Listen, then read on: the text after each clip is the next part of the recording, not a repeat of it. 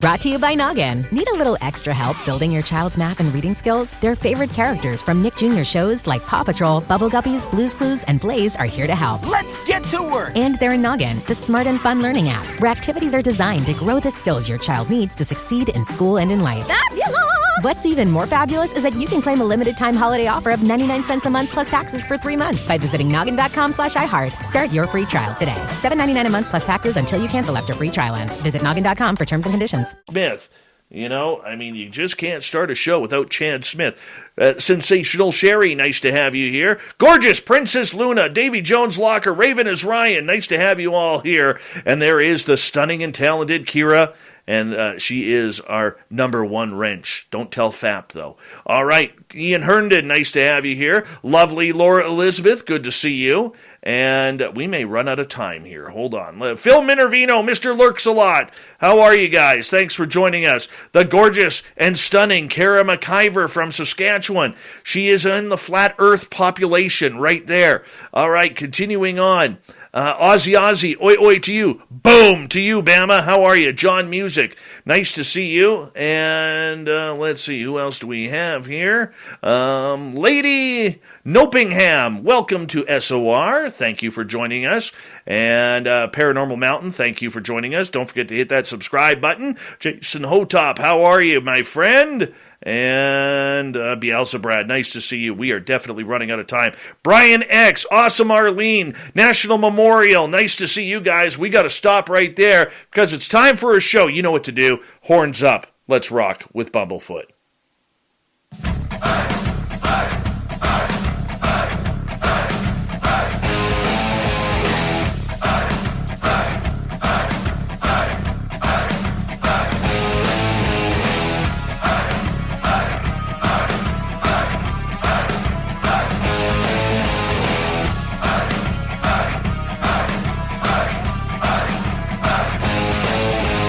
From the mountains of snowy central British Columbia to you listening around the world, this, my friends, is Spaced Out Radio. I am your host, Dave Scott, sitting in the captain's chair of SOR headquarters.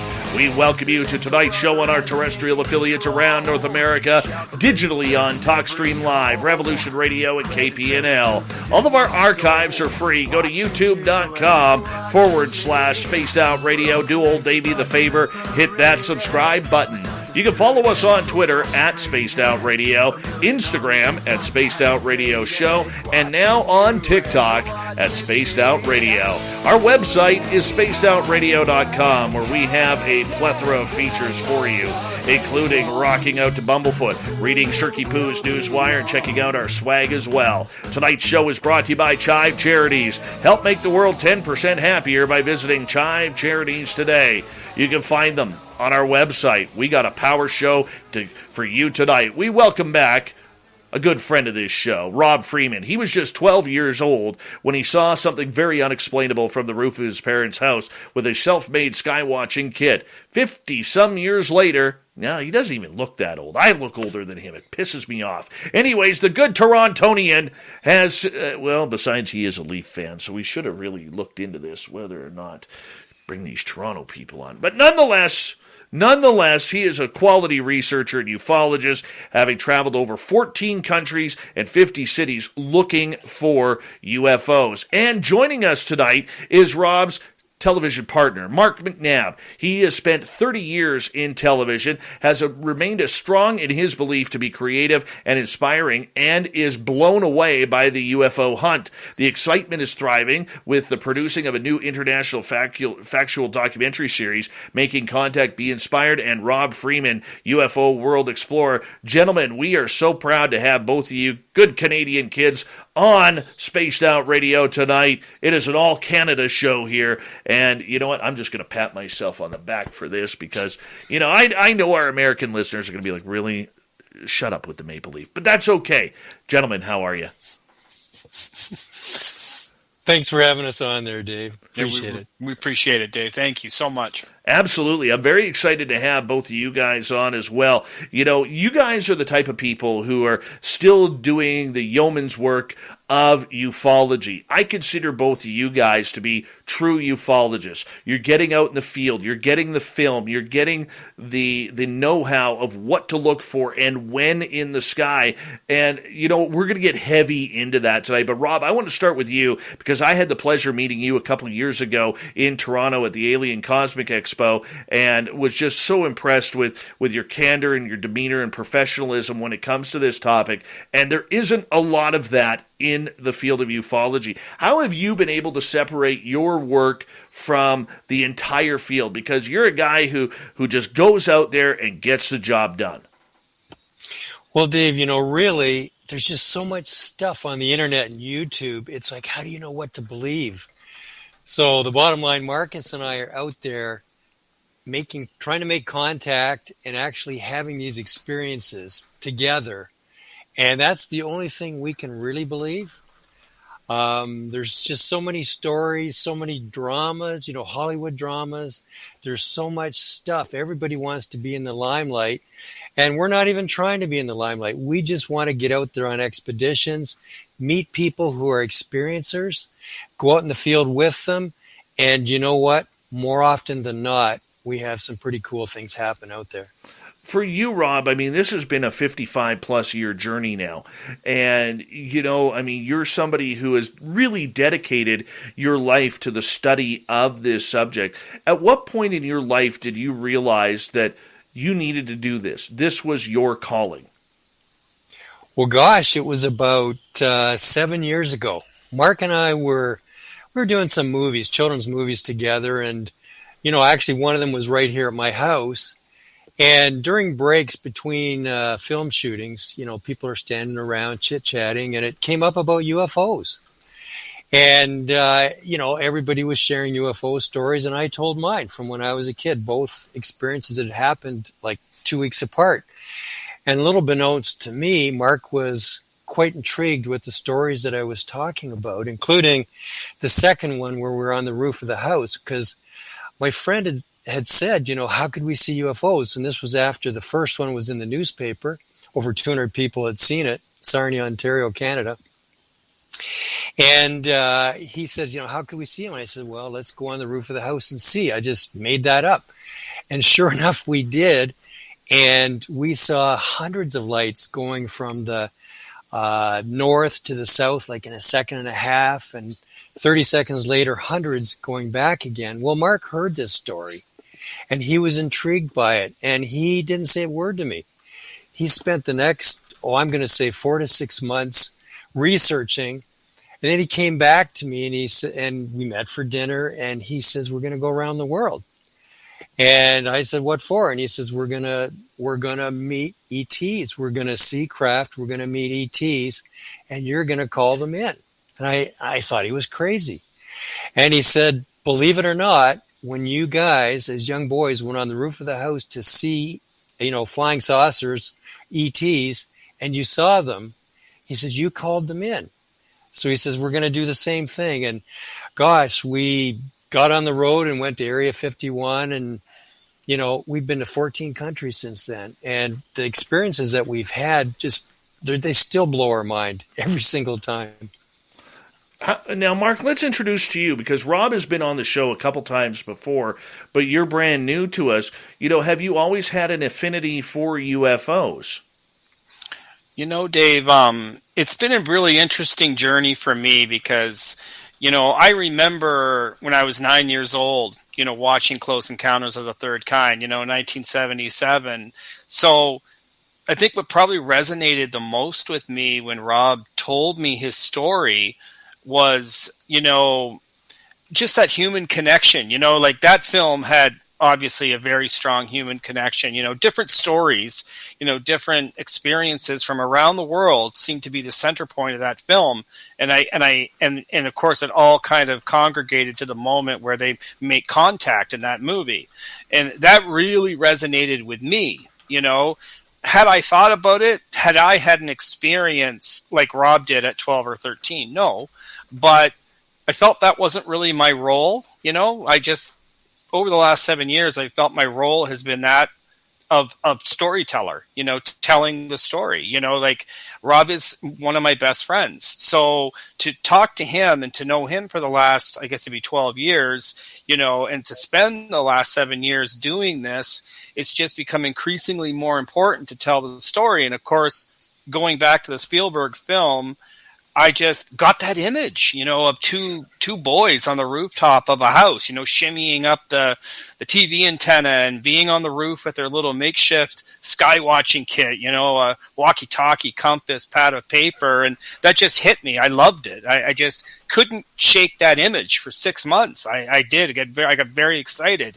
And what I learned was that there were pockets of people all over the world that had experienced at this level, like Facebook, right? You're suddenly in these chat groups, Australia and Peru and throughout the US and throughout the European countries. And I'm getting these emails, I'm getting these messages from people saying, we're out on the beach doing this. We're here. We're in the jungles. We're on the beaches of Peru. Like, this is where we're doing it. And that's what really drew me. And it's what continues to draw me to what we're doing. The experiences are amazing. The travel is amazing. And there's just definitely a story to tell. Why do either one of you believe in this subject? Now, Rob, I know you've had lifelong experiences, but there's still this idealism that we have to believe in this and believe what we're going. So, Rob, let's start with you. Why do you believe that they are here? Yeah, I guess, Dave, it's more than belief. Belief is kind of like religion. You go out on faith. It's knowing. And that's a step beyond belief. Like when you've experienced the kind of things that ourselves and others have experienced, it takes you beyond belief and into knowing. And once you've had these experiences, and especially, we have them together. We don't like to go out on our own because, your mind can play tricks with you. If you go out on alone and you see things, it's like, did I really see that? We always go together and bring others with us because after the fact, you can talk about it. And it's like, did I really see that? Yes, you did. And so did I. You can discuss it. It makes it more real and solid. But it's knowing. You don't have to go out on faith and believe once you experience some of this stuff. It becomes knowing. And I would even chime in with that, Dave, to say that, when you're in front of, different experiencers or different experts, I mean, Rob and I have spent, uncountable hours with different experts, scientists that are on tops of mountains and, that are doing all these tests and are using really advanced technologies and things. As you spend time with them, you detect an agenda. If you can detect that agenda right away. Sometimes you really do feel, oh yeah, they're making a living from this at one level. Maybe they're writing a book or producing a movie or doing something, so that's part of their lifestyle. But then you run into that person that's just out on a farm somewhere, or in, that's in a very remote location, like we were in Peru, and you run into that. That woman in her kitchen who's just talking, like she has no agenda. She's not selling anything. So, just to connect with what Rob said, it is not a belief. It's a knowing because she's looking into your eyes and she's telling you, and she's connecting to you, and she's connecting to you with, the profound experience that she's had. So it really does transcend just a belief. You guys have traveled all over the world filming UFOs and all over North America and like you just mentioned, Peru and other places. I mean, this takes a lot of money, guys. How are you getting funded for all of this, or is this out of your own pockets? It's really a personal passion project of the two of us. And, I did very well in business, and I guess the bottom line is I'm funding this myself. Yeah, no kidding. I mean, you must have done very well because you were everywhere, man. You want to go someplace, boom, let's go. Oh, let's go over to Europe now. Let's go over to Peru. You want to come to British Columbia? Sure, why not? I mean, no. Okay, and there's more to it than that, Dave, to be honest. Mark is excellent he's the guy behind the scenes putting the expedition together. And if a deal is to be had on an airline flight, on an Airbnb, everything, he's the guy. And literally, we're always getting this stuff for like half price. And Mark gets so excited about getting deals because it just means we can do more with less. And, with our savings, and that's another expedition we can go on. So I'm just so excited that I have a guy like Mark with me who's, very careful with money, and we can get these expeditions done very inexpensively. And yet, some way, somehow, I'm sure he's listening, you guys allowed Dan Berg to tag along. Dan is awesome. How does this even happen? We love Dan. That Dan Berg can tag along. I don't know. We met Dan in 2018. We were in Joshua Tree, and Dan was part of what we called the Woodstock of ufologists. We had Paola Harris there. We had Dave Palachuk and Stu Bundy from MUFON Canada, and Dan became a part of that. And Dan's energy and dedication and enthusiasm to this field is unparalleled. And we've had Dan we can tell you stories, we've had Dan on expeditions like to Atacama where he had a very profound experience himself. So his enthusiasm and commitment to the field is amazing. I have to tell you guys my Dan Berg story, okay? Him and I, and I don't talk about my daytime job on here because I like to keep some things personal, but Dan and I are in the same business. And one day I had to call Dan's office to just get some paperwork and get some information. And he answers the phone, and I'm talking to him. And like 2 minutes later, he's into UFOs. He has no idea, all he knows is my name is Dave. And I'm like, hey, man, have you ever heard? I said, I'm kind of into UFOs too, have you ever heard of this Spaced Out Radio? And he's like, yeah, man, I've heard about that. That's a pretty big show. I said, yeah, that's my show. I said, I'm kind of into this too. And he's like, no way. And like, it was just instant love. You know what I'm saying? Instant love. So now we call each other up every now and again, and we'll be like, hey, how's the aliens doing? Right? So it works for us. Love Dan Berg. And Dan, if you're listening, a big shout out to you and your awesomeness, my friend. Let's continue on here with the talk, because we got about 7 minutes before we got to go to break at the bottom of the hour. Rob Freeman and Mark Mcnabb are our guests tonight on Spaced Out Radio. You guys, I would consider old school ufologists. You are taking your equipment, you're going all around the world to find these amazing hot spots where people are having such incredible encounters. With that old school way of thinking and, kind of feeding off of what is not happening in the UFO Twitter drama and the social media drama that goes on with everything. How have you guys, Mark, been able to stay focused on getting the job done, task at hand? That's a great question, Dave. I'll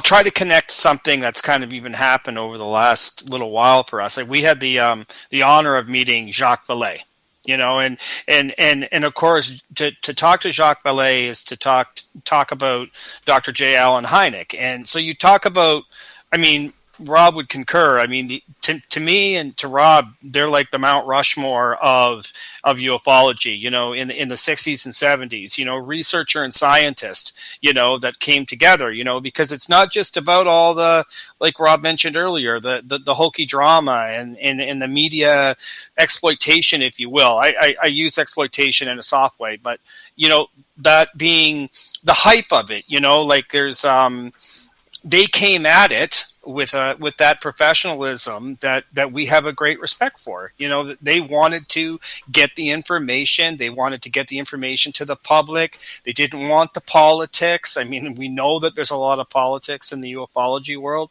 And Rob and I do that too. We've evolved. You experience some things. It's really hard to contain your enthusiasm.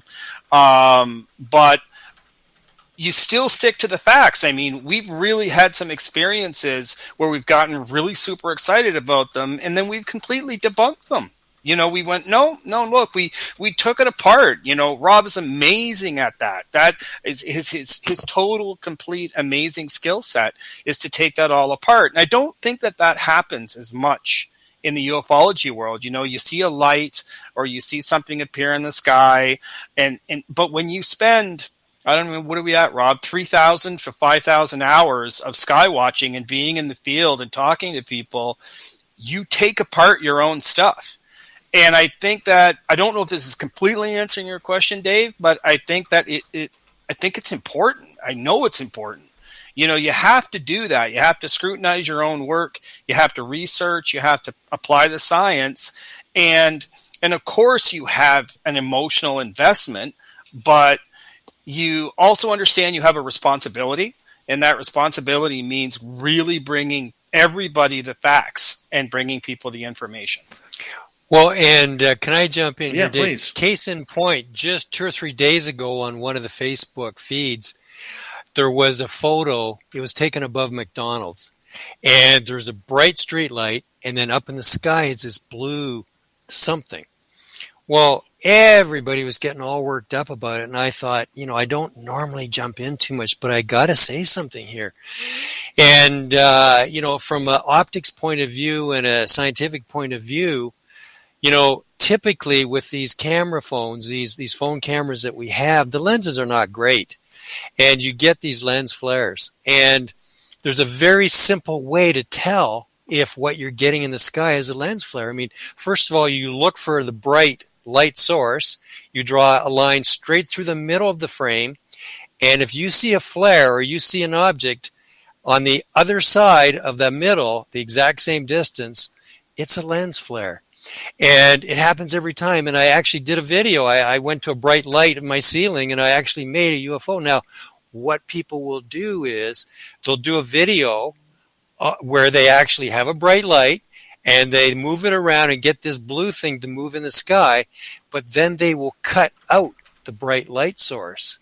And it just drives everybody wild. There's this authentic UFO. Well, do we want to get to the truth or not? Like, do people, why are they posting this stuff? Is it just to get attention? Like, we don't want the attention. We want to get to the truth. So, and the truth is, 95% plus or minus of everything that's... Hey, Randy, what you doing? Oh, hey, Dave. I'm just making a list of things that make me feel really, really good. Wearing Bombas socks. Trust me, that's number one on my list. Bombas socks feel so good because we use the smartest design and best materials, making them the most comfortable socks ever. Plus, because socks are the number one most requested clothing item in homeless shelters, we donate a pair for every pair purchased, and that feels pretty good too. To shop Bombas or learn more about how your purchase supports those experiencing homelessness, go to bombas.com/comfy and get 20% off your first purchase. Brought to you by Noggin. Need a little extra help building your child's math and reading skills? Their favorite characters from Nick Jr. shows like Paw Patrol, Bubble Guppies, Blue's Clues, and Blaze are here to help. Let's get to work! And they're in Noggin, the smart and fun learning app, where activities are designed to grow the skills your child needs to succeed in school and in life. Fabulous! What's even more fabulous is that you can claim a limited time holiday offer of 99 cents a month plus taxes for 3 months by visiting noggin.com/iHeart. Start your free trial today. $7.99 a month plus taxes until you cancel after free trial ends. Visit noggin.com for terms and conditions. Posted is explainable. We're not interested in that. We're interested in that, the cream of the crop, that 5%. Now, as Mark said, we've spent thousands of hours in the field, and it is more rare to get really legitimate stuff. But when you look at YouTube, you'd think that people are seeing UFOs by the minute out there. The truth is most of it's it's optics in the camera, or it's something explainable. And, people take big offense that they think that I don't believe. Well, of course I believe, but I want to get to the truth. And it gets under my skin when I see people pushing off stuff that I know with their thousands of hours out in the field, I know is a camera aberration, or it's an effect of the camera. I mean, we could do a whole show on this. But I've gotten kind of carried away now. I lost the original point. That's okay, and that's very fair. But I think your words actually ring true on everything. Is a lot of people don't know what a UFO is. Is it Correct. an unidentified flying object? I mean, to some people out there, they've never seen the space station before. They've never seen Venus. I mean, like tonight, if anybody took the chance to actually go out earlier this evening to look at the thumbnail of the moon with Venus bright as ever right above it, and then draw a diagonal line to Saturn and then up to Jupiter, most people couldn't even tell you that those are planets. They'll say, well, they look like they're moving, they're shimmering, and we may have something. Most people have never seen the International Space Station, or now with Starlink out there. I mean, I don't know how many reports I've seen even locally come in here about I saw a group of satellites, and you hate to break people's hearts by saying, look, that's Elon Musk technology. That's not alien. But people, they want to believe, Rob. We got about 30 seconds. They do. Sure. And I was going to say, right at the beginning, we were the same way. Everything we saw was a UFO. But, we did get egg on our face. The more advanced people shut us down. So we vowed that, hey, we're going to kill our own babies. Anything that's not legitimate, we're not going to promote it. And we're not afraid to do that. We used to be emotionally involved with this, but not anymore. If it's not real, we don't want it posted. Well, I mean, that is the big thing, though. And the problem that you guys have being realists in this field is clickbait means everything these days. Clickbait and video count. That's where the money is. And it's unfortunate that ufology has gone that way, but here we are. Rob Freeman and Mark Mcnabb on Spaced Out Radio, World UFOs. Where's the hot spots? Where are they going with all this? We'll find out when we come back on the mighty SOR with Rob Freeman and Mark McNabb. Stick around. Spaced Out Radio continues right after this.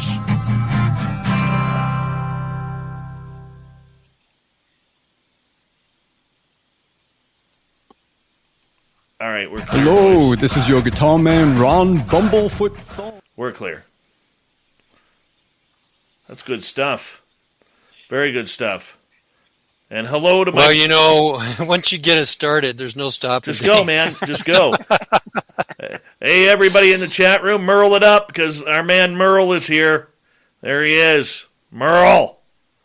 Now, Merle's kind of funny. He's probably, in my opinion, one of the top 2 or 3 paranormal investigators in Canada.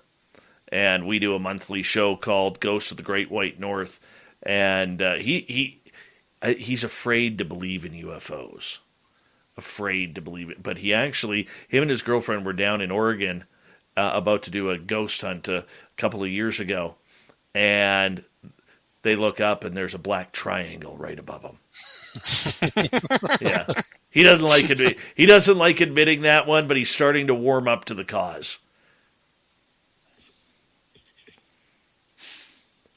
It's pretty hard. Once you see something that's not explainable, Dave, you're bitten by the bug. Oh yeah, absolutely. You really are. Oh yeah, absolutely. I haven't had any good experiences for a while. It's been a while, and I just don't know why I'm dry now. It's like they're done with me for a little bit here. They're giving me a break. Well, you got to get out there in the field with another experiencer. Get the energy going. Oh, draw them in. Do it. Yeah. Well, the problem is now we're all huddling in for winter up here.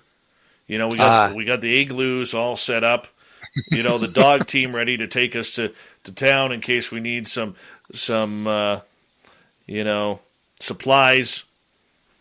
You know how it is. Oh yeah, you're in the city there. So well, and I've got a story to tell. My brother's girlfriend, when we lived in Sarnia, Ontario, that's border town right across from Port Huron, Michigan. Yeah. And in the dead of summer, end of July, she worked as her summer job as customs agent there on the booth.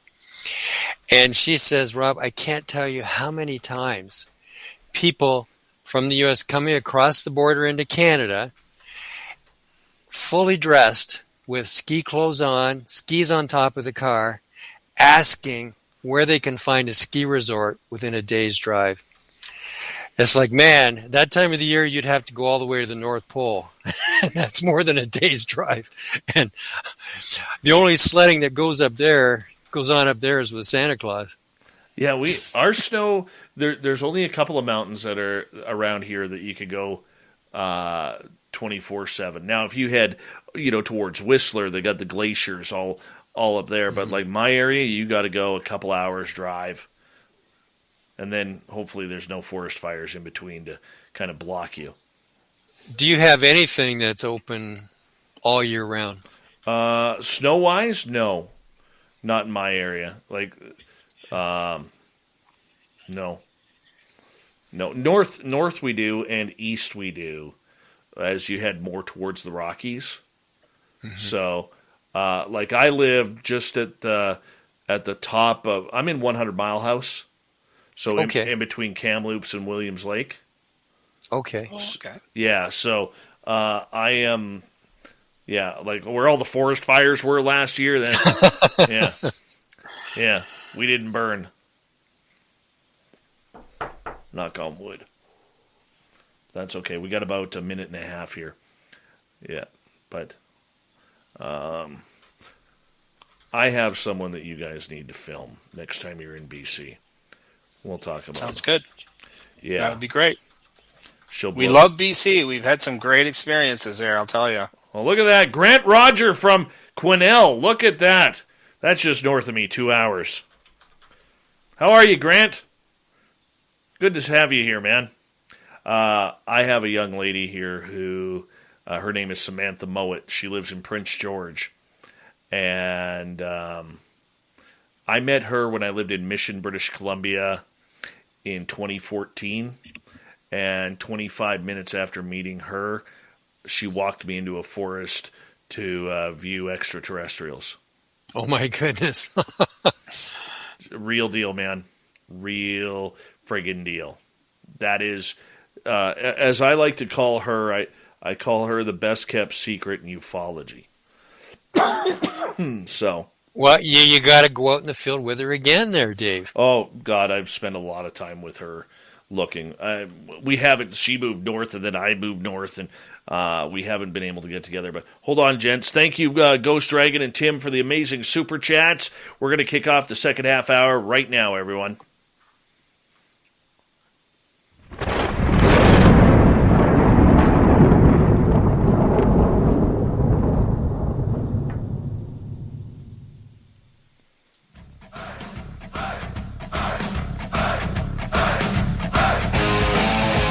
Second half hour of Spaced Out Radio is now underway. My name is Dave Scott. Thank you so much for taking the time to join us. I want to remind you that if you missed portions of this show or others, check out our free archives by going to youtube.com/Spaced Out Radio. Do old Davey the favor. Hit that subscribe button. Our website is spacedoutradio.com. We have a plethora of features for you. Rock out to Bumblefoot, read Shirky Poo's Newswire, check out our swag as well. Follow us on Twitter at Spaced Out Radio, Instagram at Spaced Out Radio Show, and now on TikTok at Spaced Out Radio. Ufology 101, pretty much what it is. We're getting schooled tonight in a good way. Mark Mcnabb and Rob Freeman are here, UFO world explorers they are. If there's a hot spot around the world, they're going to go try and find it. Gentlemen, thank you so much for joining us. Great to be here, Dave. Once again, thanks for having us on, Dave. All right, gentlemen, what makes a UFO hotspot? Rob, let's start with you. Well, we have found it's two things. There's the actual geography, and there's the person.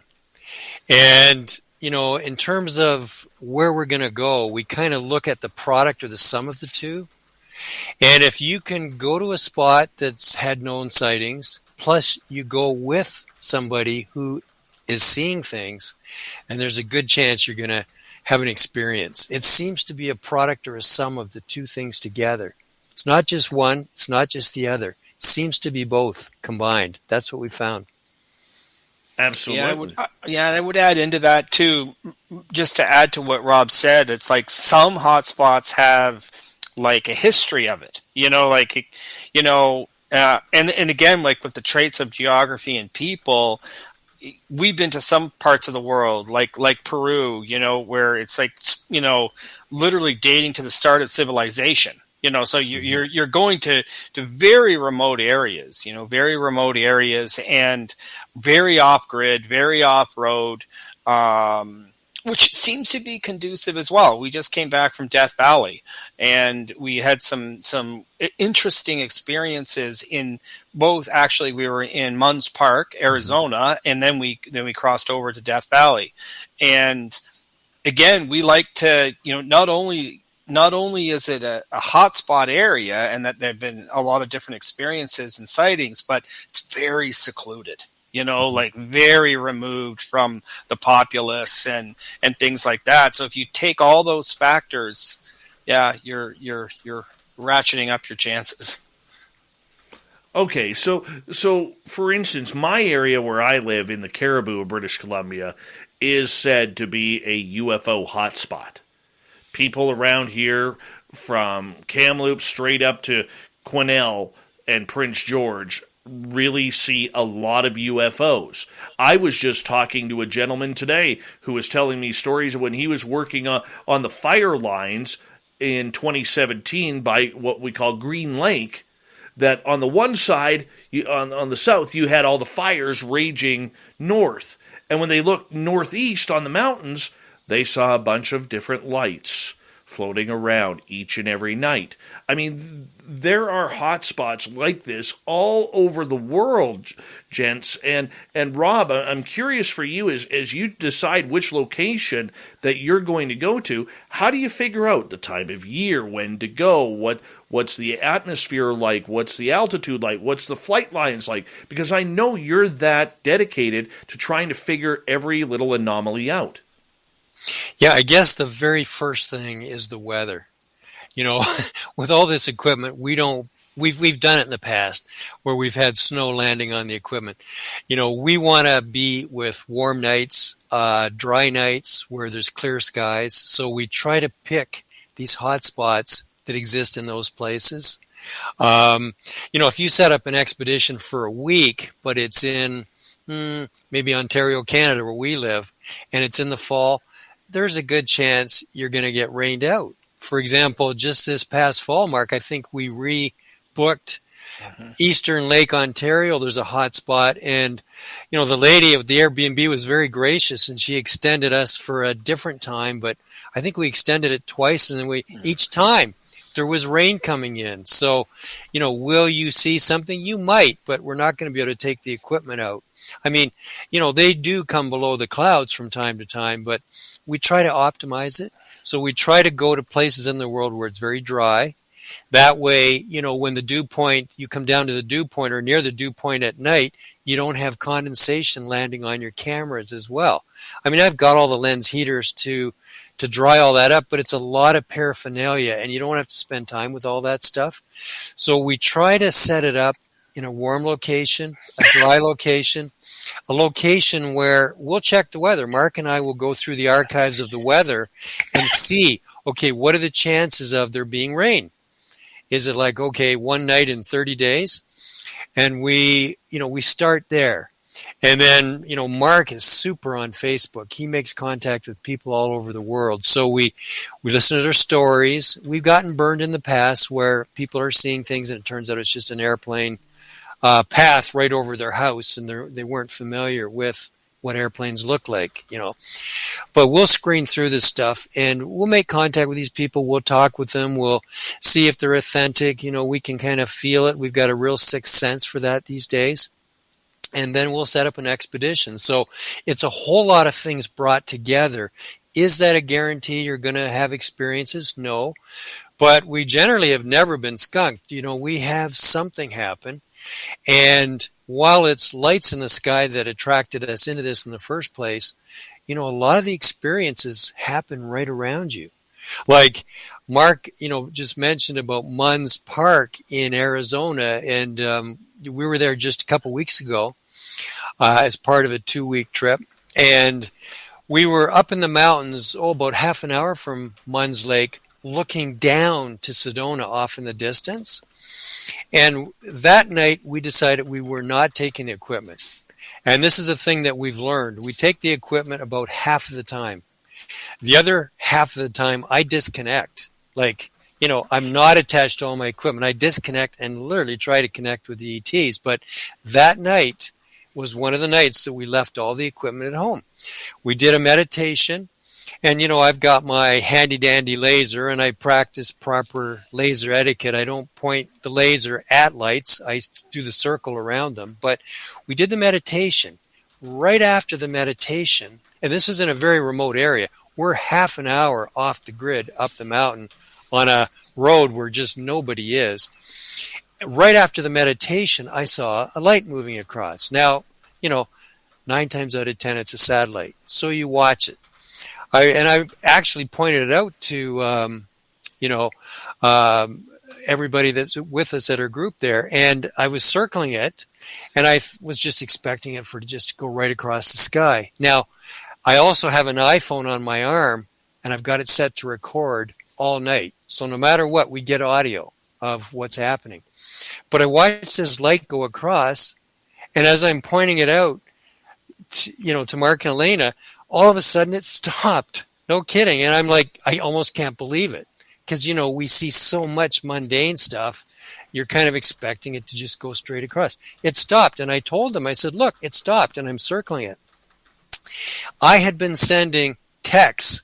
We had taken some beautiful pictures up there when it was sunny with the sun setting and the clouds and so on. And I was sending pictures to my partner. Well, there was full network up there. There was AT&T and T-Mobile, 2 and 3 bars and more. So the pictures were going through no problem. The second this, whatever it was in the sky, stopped, okay, and I watched it, and I continued to try to send pictures home. Nothing would go through. I look at my phone, no service. I tried T-Mobile, by default, my phone goes to AT&T Mobile in the States. Mine too. And if T-Mobile isn't there, it goes to T-Mobile. Both of them network down, out of service. And it's like, what the heck? And so what I'm getting at is it's not just in the sky. You'll get things happening around you.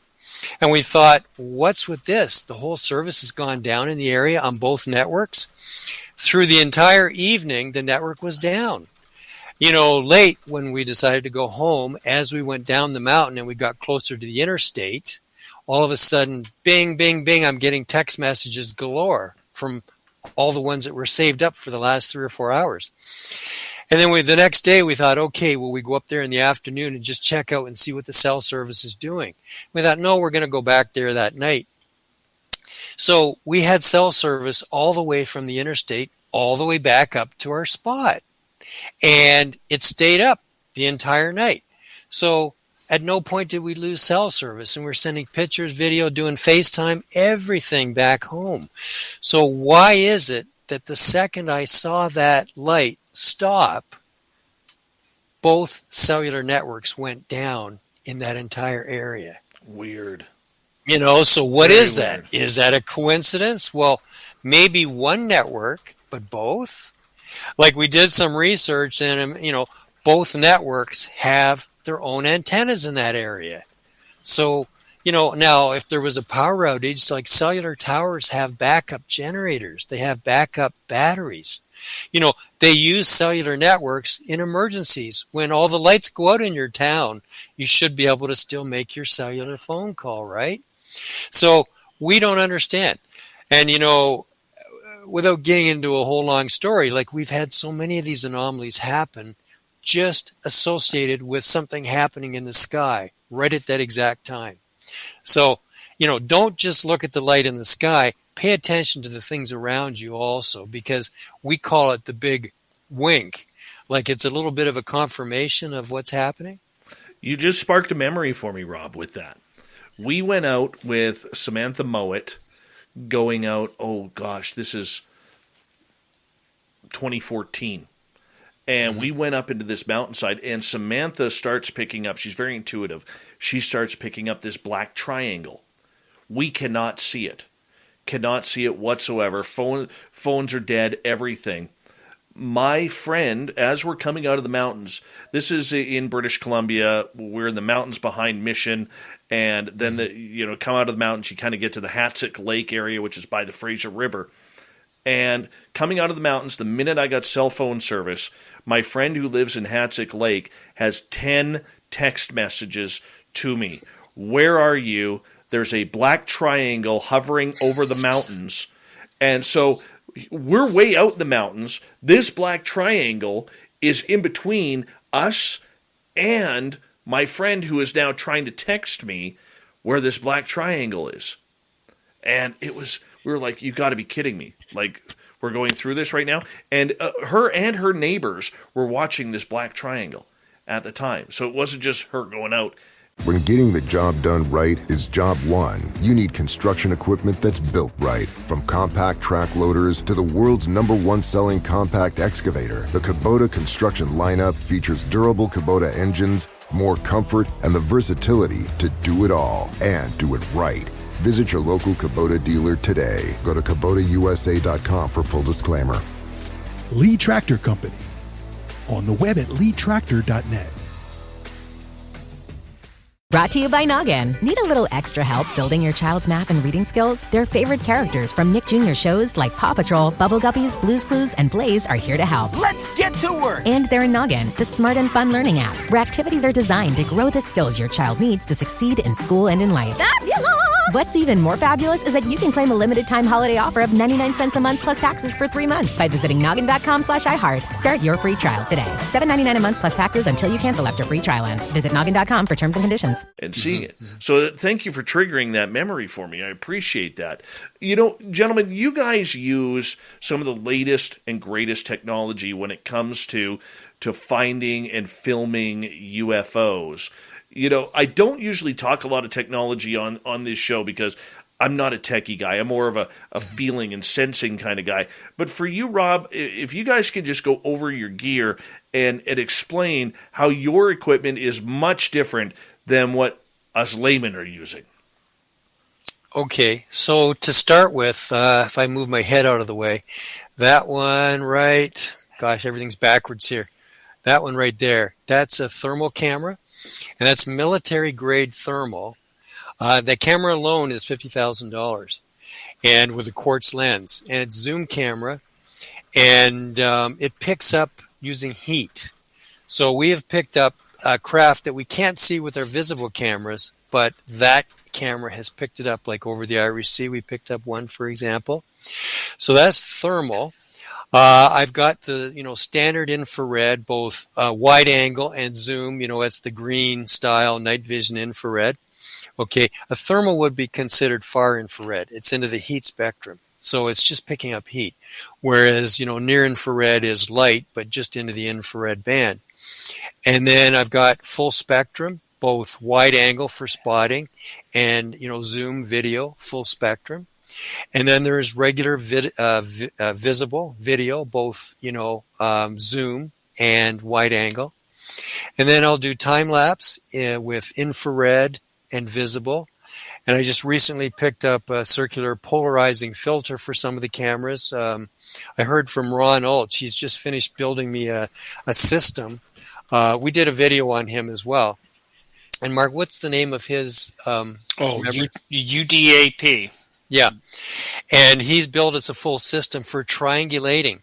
So there's like 200 or 300 feet of cable between two sets of cameras, and these are different cameras from what I already have. And so it's kind of like your eyes, stereo. You can, perceive distance at least up close because your eyes are a little bit apart.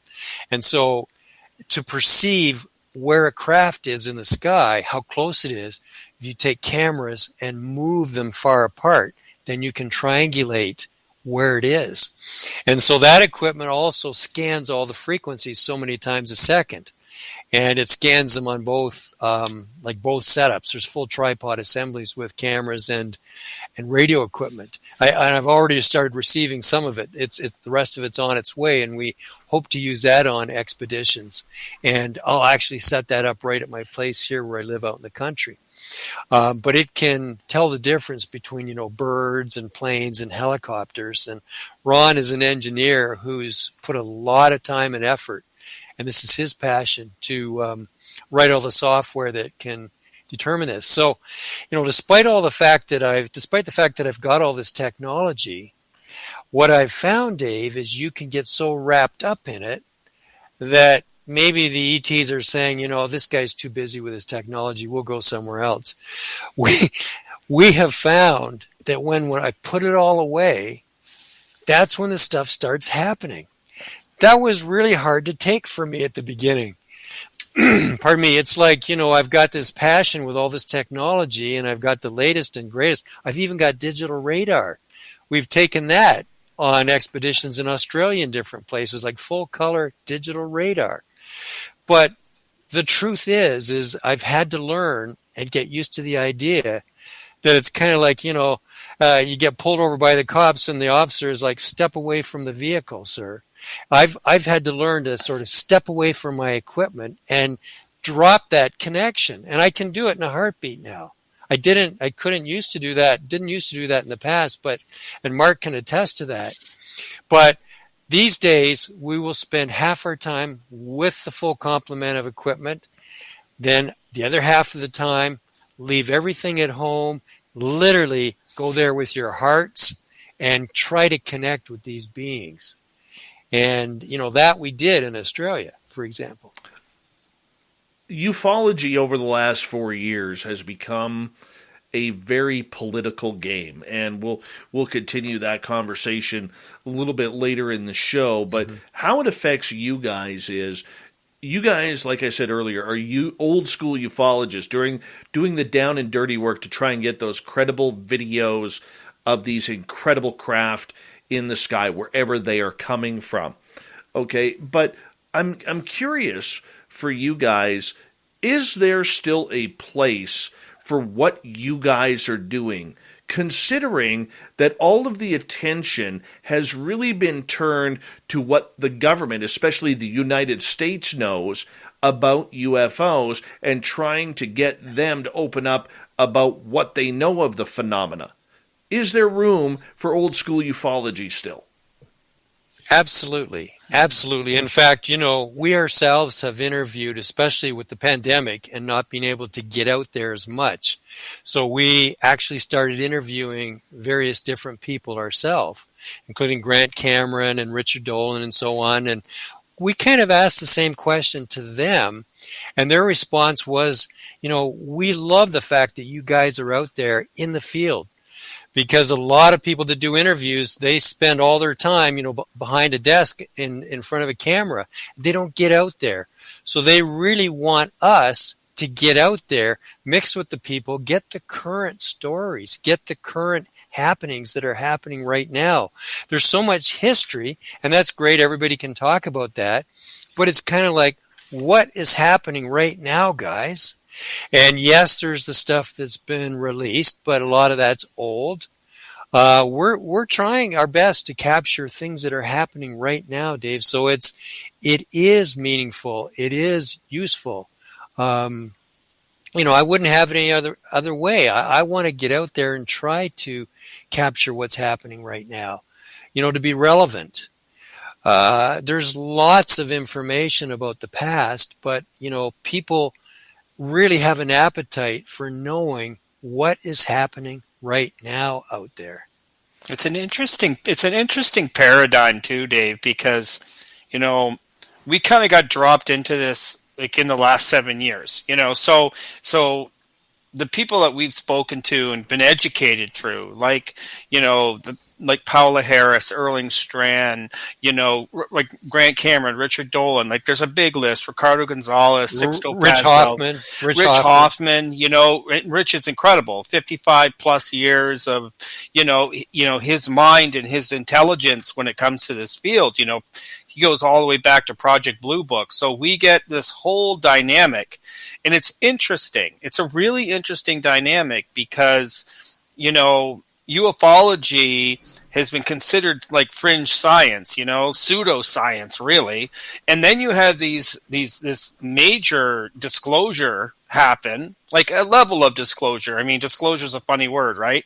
Because of the way people take that word. But then you have these people who have been kind of not laughed at, but not taken seriously. They're doing their thing, and they're kind of maybe just doing the best they can. And some at the underground level, and some above the level. But suddenly they're put out front, and so it's interesting for us because we're trying to get the data, like Rob said. We're trying to get present day data and apply it, but yet you've got this divisiveness. You've got these two different camps. You've got the governments of the world, saying, do we put money into, this program and that program? Is it for defense measures? Like you had mentioned at one point, Dave, about, Lou Elizondo. We've spoken with Lou Elizondo. We had a lunch with Lou Elizondo 3 or 4 years ago. And, you get these perceptions of what it all means and the direction it's all going. So it's a pretty fascinating time right now. That's for sure. Well, and that's the big thing about it, guys, is the relevancy of everything, because, it's easy to sit outside and look for things in the skies. But the one thing I like about what you guys are doing is you're releasing it. You're not holding on to it. You're not hoarding that information, which we see a lot of, especially in the paranormal encrypted world, or you're not making CGI videos on popular YouTube channels or anything like that. I'm thinking one in particular where the guy comes and goes. But I mean, you keep it going, you keep it moving, and you've got the technology to back you behind it. I mean, as we got about 45 seconds here, Rob, how important is it to keep that momentum going? Because if you're summoning in these craft, there's a lot more going on than just filming UFOs. Well, yeah, and we learned very early in the game, whatever you get out there. Don't hold on to it, because there's a possibility if you keep it secret, you're going to get a visit from somebody who's going to ask you to keep it secret and not release it when you want to release it.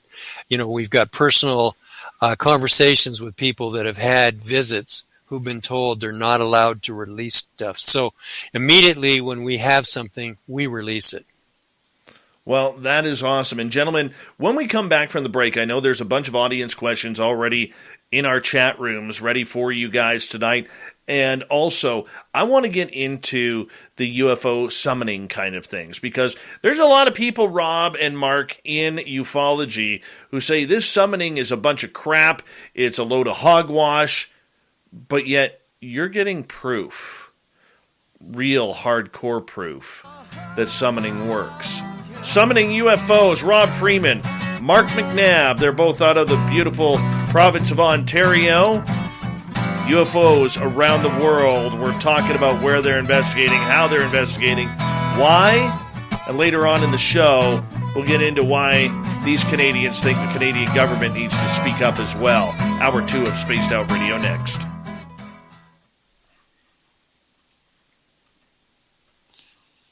Hi, this is Amber Beckrud, and I want to invite you to subscribe to our... Excuse me. All right, we're clear. That was a great segment, guys. Great segment. Thank you, like Dave. I say, get us going and we'll never stop, Dave. Oh, man. This is too fun for us. I'm having a blast tonight, gentlemen. Having a blast tonight. And this is good. Good fun. Hi, Steve Franchise and Kevin. How you guys doing? Thanks for joining us. We're at 161 live on YouTube right now.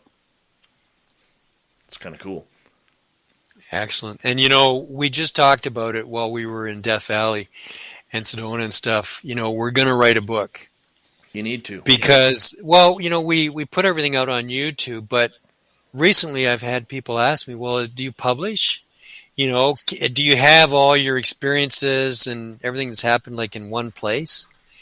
And, that's good. For that reason, it's time to write a book.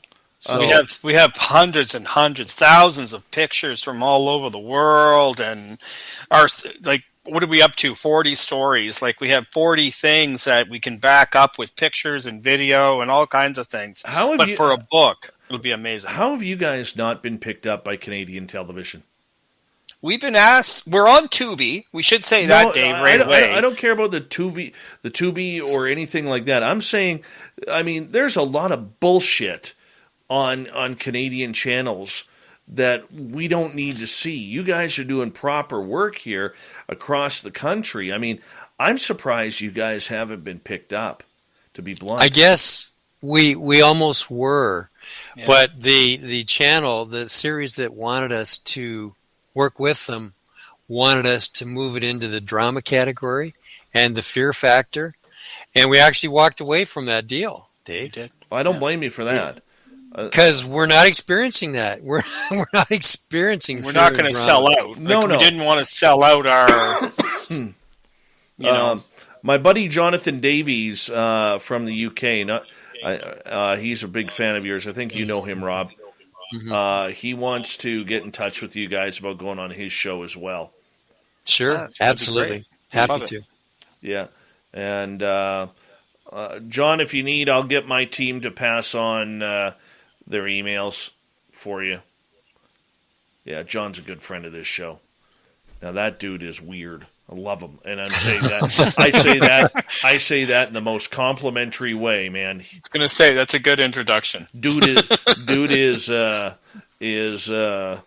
weird in a very good way. He's like you, Rob. We just want to get to the bottom of this ourselves. Yeah. In a way, it's a little bit selfish. We truly want to experience this way ourselves, and we're happy to and will share everything we experience with everybody. Yeah, 100%. Yeah, Jonathan was actually just on this show a couple of times last week, so I really respect his opinion. You'll have a very intellectual conversation with him. That's for sure. We look forward to it. Yeah, that'd be great. Thank you, Dave. No problem. I freaked all my listeners out tonight because I I butchered my mustache tonight. Okay, I'm reading the comments. It's amazing. Yeah, I've never seen so much activity. Oh. Yeah, you butcher your mustache, and all of a sudden, all hell breaks loose in the chat room. Yeah, everyone's like, the beard.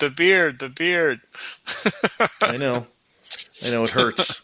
Right there, it hurts. But the good thing with it can grow back, just like hair. I know. Right? Yep, that's right. That's right. But it's the first time I've seen my chin in probably 3 years. Terrible, ugly as sin. So I have a face for radio, guys. So you're gonna grow it back or what, Dave? Oh yeah. What are you gonna do? I don't know yet. We'll figure something out.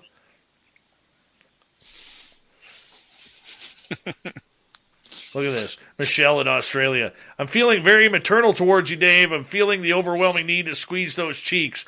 God damn it. That's a great comment. Come on. That could be taken a number of ways, though, Dave. Yeah, you got to be careful. I hear you. Idaho, how are you? Our favorite potato right there. All right. Let's try and right this ship here, people. Let's right this ship here. Big thank you so far to TMI, Amy, Todd, Ghost Dragon, and Double Tim for the amazing Super Chats. The Super Chat is a wonderful way to support what we do on this show on a nightly basis. So thank you very much, and very much appreciate the love and support that you guys give us nightly. And wow, just phenomenal people. And yeah, you guys need to hook up with Samantha Mowat. You need to. Kind of write that down right now. I did as well. Mowat. SamanthaMowat.ca is her website. Perfect.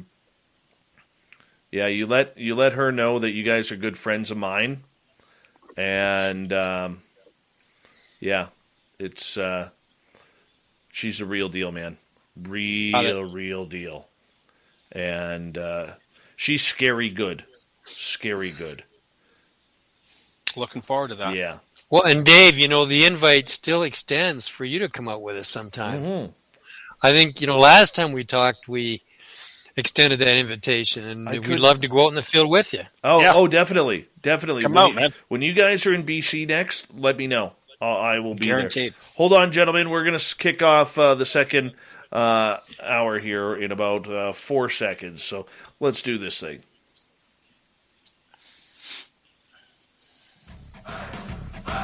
You're listening to Spaced Out Radio with Dave Scott. Follow Dave on Twitter at Spaced Out Radio and on Facebook, Spaced Out Radio Show. Hour number 2 of Spaced Out Radio is now underway. My name is Dave Scott. Thank you so much for taking the time to join us. We really do appreciate earning your listening ears wherever you are on this beautiful planet we call Earth. Hello to everyone listening in on our terrestrial affiliates around North America, digitally on TalkStream Live, Revolution Radio, and KPNL. All of our archives are free. Go to youtube.com/Spaced Out Radio. Just do old Davey the favor, hit that subscribe button. The Desert Clam has set the password for tonight in the SOR Space Travelers Club. Vehiculation. Vehiculation is your password. Use it wisely, space travelers, as the Clam sets the password each and every night right here on Spaced Out Radio. Our website is spacedoutradio.com. We have a plethora of features for you. Rock out to Bumblefoot, read Shirky Poo's Newswire. Check out our swag as well. Follow us on Twitter at Spaced Out Radio, Instagram at Spaced Out Radio Show, and now on TikTok at Spaced Out Radio. We continue on tonight with UFO talk from around the world. A couple of good Canadian kids who are chasing down UFOs. Mark Mcnabb, Rob Freeman. Gentlemen, thank you so much for joining us. And I know we're going to have a bunch of audience questions coming up here momentarily. But Rob, you are someone who is very much into something that is very controversial in the UFO world. There are not a lot of people outside of maybe some very dignified scientists who believe that people have the ability to summon UFOs. Yet you seem to be able to get these feelings that all of a sudden they're going to show up. You put your cameras up, you get ready, next thing you know, you're getting action left, right, and center. How does this work for you? Well, I'll go to our Squamish Orb, for example. We were in BC with Charles Lamrew. He invited us out, and he's a great guy. We spent time, and we were set up in Vancouver and so on. And the very last night, it was going to be raining, and, we don't want to kind of do nothing. So we asked him where we could go, and he says, well, maybe if you go up to the Squamish area, Britannia Beach or whatever, north of Vancouver. And we invited him to come along, and he thought, well, maybe he'll just chill out at home because it was raining in the Vancouver area. We went up to Britannia Beach, and we checked in with some people there. There was a gift shop. We actually asked the ladies, do you see anything? We didn't get a great feeling about Britannia Beach. It just didn't grab us. And she says, go a few more miles north to Squamish, BC. And at Squamish, BC, there's this big monolith-type rock, and I don't know if it's granite or quartz, but it's very ancient rock. It's really kind of with the indigenous people, it's kind of a special rock. They call it the Chief. And when we pulled into the Squamish area, we all four of us, there was Mark, Liz, what was the other lady that was with us? Breslin, and myself. We all had this feeling that we were going to experience something or see something. So it's like, where do we set up? We kind of went through... Brought to you by Noggin. Need a little extra help building your child's math and reading skills? Their favorite characters from Nick Jr. shows like Paw Patrol, Bubble Guppies, Blue's Clues, and Blaze are here to help. Let's get to work! And they're in Noggin, the smart and fun learning app, where activities are designed to grow the skills your child needs to succeed in school and in life. Fabulous!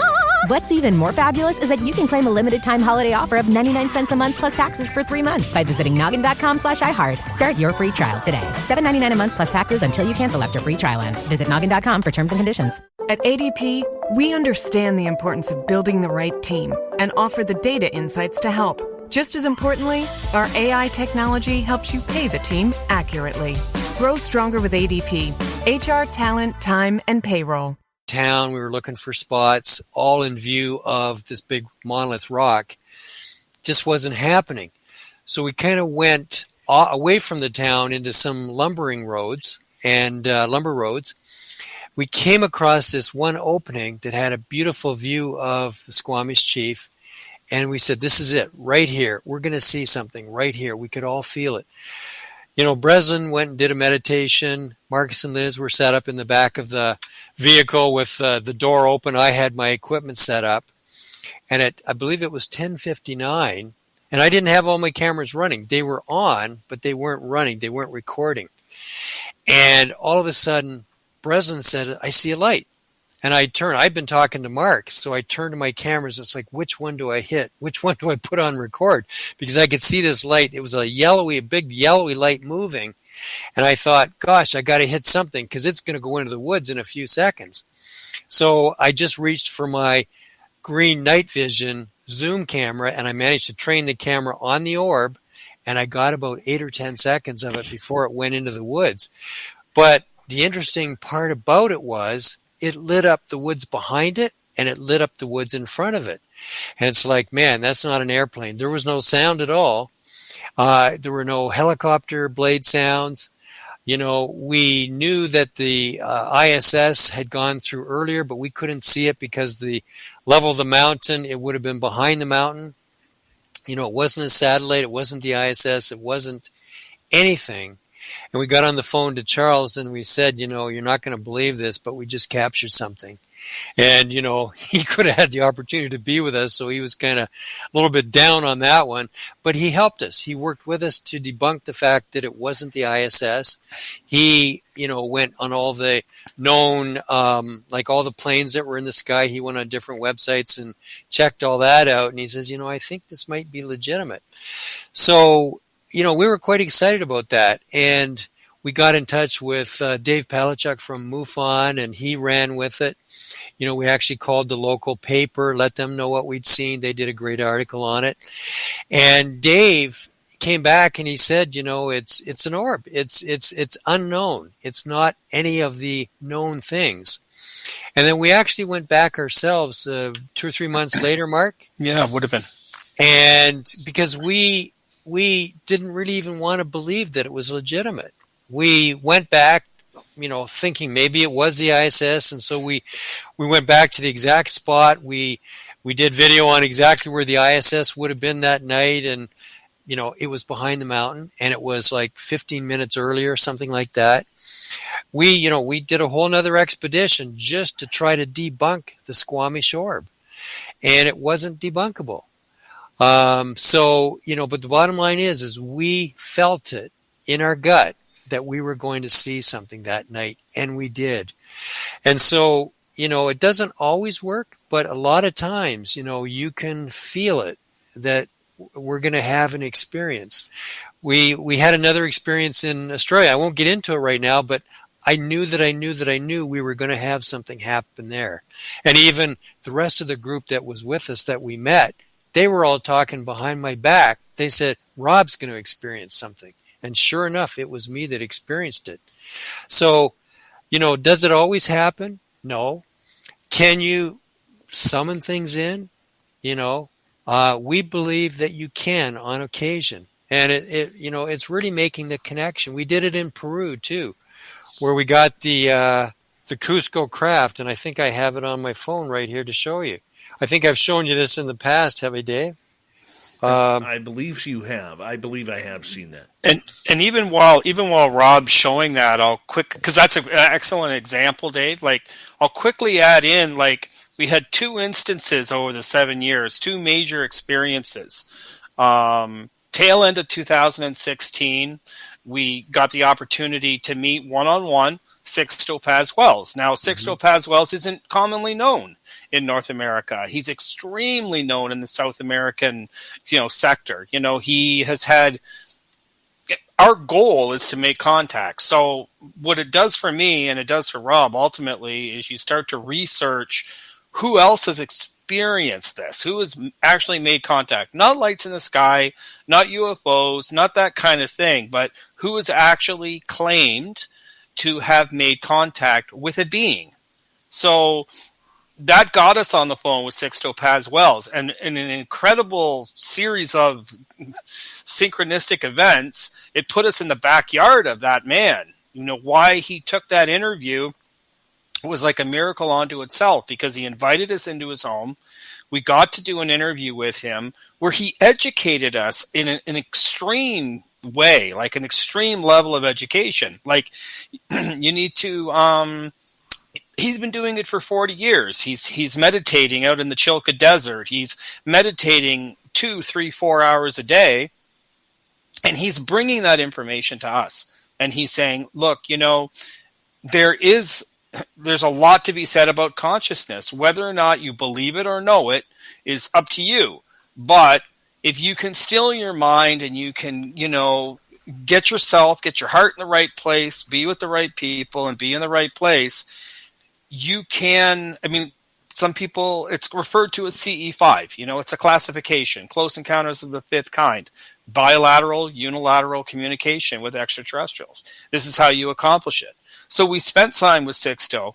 We had too many experiences to describe to you today that we had on the beach of Playa in Peru after meeting Sixto. 24 hours later, experienced 7 things in one night that we can't explain. We documented it, we experienced it, we recorded it, many of them. And then that put us on another path. That put us on the path of meeting Ricardo Gonzalez, who had many experiences in the Chilca Desert and Lima, different places throughout Peru.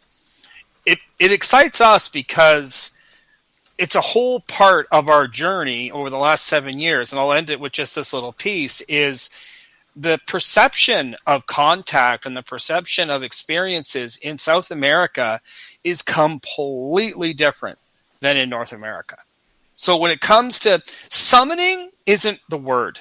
Like a lot of people summoning, and people go, summoning, that's kind of creates that other connotations in your mind of summoning, This is a connection. This is a consciousness. This is elevating your frequency and your vibrations, stilling your mind, opening your heart. That's the kind of thing that a lot of people, the Mission Rama group, and a lot of people throughout South America employ. So yeah, we've dabbled in that. We're experimenting with that more, and we've had some pretty incredible experiences through that. Well, that's the big thing is, when you get into things like this, Mark, and we're going to go to audience questions here momentarily, but when you get into this type of interaction with the phenomena, there are a lot of people who are so scientific that they're just not going to buy that there is some sort of, I'm going to call it extraterrestrial intelligence or extraterrestrial communication with the phenomena that is going on. And I don't understand why it's so far-fetched for a lot of ufologists, Mark.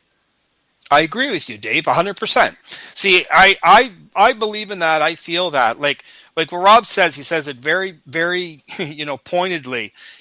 People spend so much time looking up in the sky, they don't look at what's going on around them.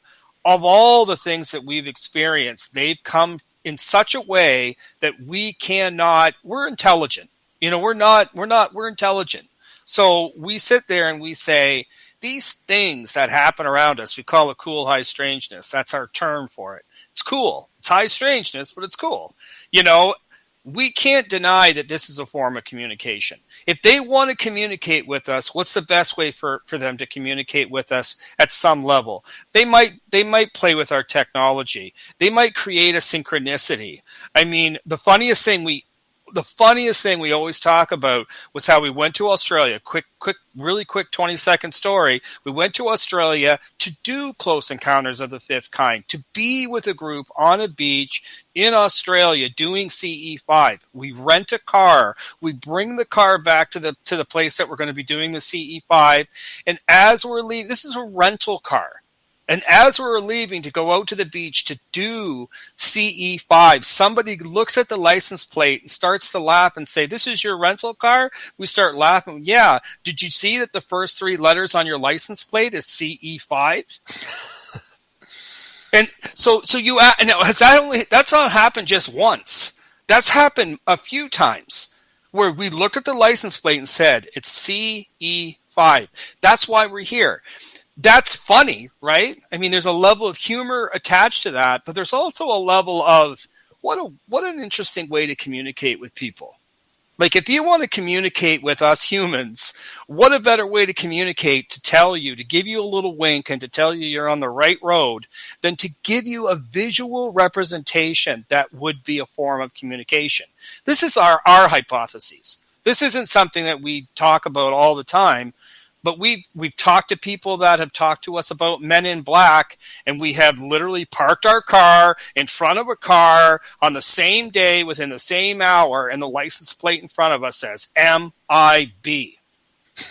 And I filmed this stuff, man. Like, I'm filming this. Like, as a producer, I'm not making this up. This is stuff that happens in the moment. So you sit there and say, that's communication. It's not about summoning, but there's something going on where they're reading, maybe, I don't know, some kind of a link between their consciousness or their, who knows? We don't know. And you know, people will say, oh, it's coincidental. Yeah, there is such thing as a coincidence, but when it happens so frequently and over again and at the exact time that something is happening, I mean, it just... We started out saying it was just coincidence, but when it just became so frequent, it's like it can't be a coincidence. You know, because the whole rest of the year, I never see a CE5 plate, or the whole rest of the year, I never see an MIB plate. Why was it we saw the MIB plate just as we had a guy in our car and we're interviewing about MIB people, Men in Black? So, and that's just one little aspect of things. We've had that happen 40 times. We have a list. Let's get to some audience questions here. Let's start off with Marty here, who is asking to both Rob and Mark, is Sedona, Arizona the UFO hotspot many people claim? Well, I guess I would start off by saying Sedona is very commercial. Okay. We went off the beaten path at Sedona. We went all the way around to Munns Park, Arizona, and then up in the mountain overlooking Sedona, and that's where we had some crazy stuff happen. I mean, I can tell you that, you know, I had taken a whole bunch of pictures of Mark and Elena with the sunset, and Mark turns his data off on the phone so that he cannot receive any text messages because, you know, we use my account for that. And I thought, well, you know what? I'll send him these pictures that I took. And when we get back to our Airbnb, when he's on the Wi-Fi, he'll receive them. Well, I sent the pictures to him. They went for a walk, and immediately it said delivered. Now, this is in the same spot where we had the two networks go out and that apparent satellite go over that stopped. This is the next night when I did have all the equipment. I sent him all these pictures, and boom, delivered. And I thought, oh, Mark's not going to be happy when he finds out that his data was turned on because he got these pictures coming into his phone and it says delivered. He gets back to the car and I said, Mark, you're not going to be happy. You're going to be paying for all this data. And he says, I've got my data turned off. Look, see, it's turned off. And I says, well, it says delivered on my phone.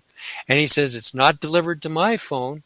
And then he tethers to my phone and boom, boom, boom, they all start coming in. Now, how is it on a secure cellular network that the only time you will get a delivered message is when it's actually delivered, but it wasn't delivered? How is that possible? That was in the same spot. So this is in the Sedona area. So yes, there are some things that happen in Sedona. We chose not to be exactly in Sedona, but to be overlooking Sedona to experience some of this stuff. Interesting stuff there, guys. Earlier on, Ange was asking, when you were in Australia, where were you filming? Oh, gosh. Mark, you want to handle that one? Oh, so many different locations. I mean, we've been to Australia on 2 occasions. You know, we went in the summer of 2016, and then in March of 2017, end of February. We were in the Gold Coast area. We were in Brisbane. But then we went up to the rainforest area, like farther up. And we also went to Uluru. Rob had quite a prolific experience in Uluru with Lauren Kurth, who is a UFO extraterrestrial experiencer. We spent time with Damien Knott, who is Australia's UFO magnet. So really, in so many, I think we were in 6 or 8 different cities, like across those 2 trips. Tipperary, Dunedoo area, like we had a lot of different things, a lot of ground activity. Again, that was kind of those are the trips that really showed us that there's stuff that can happen all around you. Excellent. Rob Freeman and Mark Mcnabb are our guests tonight on Spaced Out Radio. We got about another 3 minutes here before we got to go to break at the bottom of the hour. Kevin is asking, is there a range of frequencies that are active when ETs are near? Yes, possibly. We've got equipment. I forgot to mention that in the equipment list, but we've got an EMF detector, and I've got it attached to a speaker. And on occasion, that's gone off. Now, as far as the exact frequency, I couldn't tell you. But can I get back to you on that one when I take delivery of all the equipment from Ron Ulch? Because I paid the extra and have got the radios that scan the whole gamut of frequencies. And if there's something that happens, it can be correlated with a light in the sky that it records as well. I'll have to get back to you on that question. I can only tell you right now that yes, when there's things in the area, our EMF can go off. As far as the exact frequency, give me 6 months and using this equipment, and I can maybe tell you which frequencies were active when something happened. I want to ask you, Rob, as we got a couple minutes to go here, when you are in connection where there's going to be something flying over, do you get other activity as well, say paranormal activity, consciousness activity, maybe even if you're in a forest somewhere, cryptid type activity? Well, we don't look at it as paranormal. We just look at it as it's all part of the phenomena. Because yes, when things happen, we get a number of things happening around us. Like Mark, for example, was interviewing Damien Knott, and we were talking about the kind of things that can happen when craft are in the area. And I think your audio channel went out. As he was literally talking about audio going out, my audio channel went out. Yeah.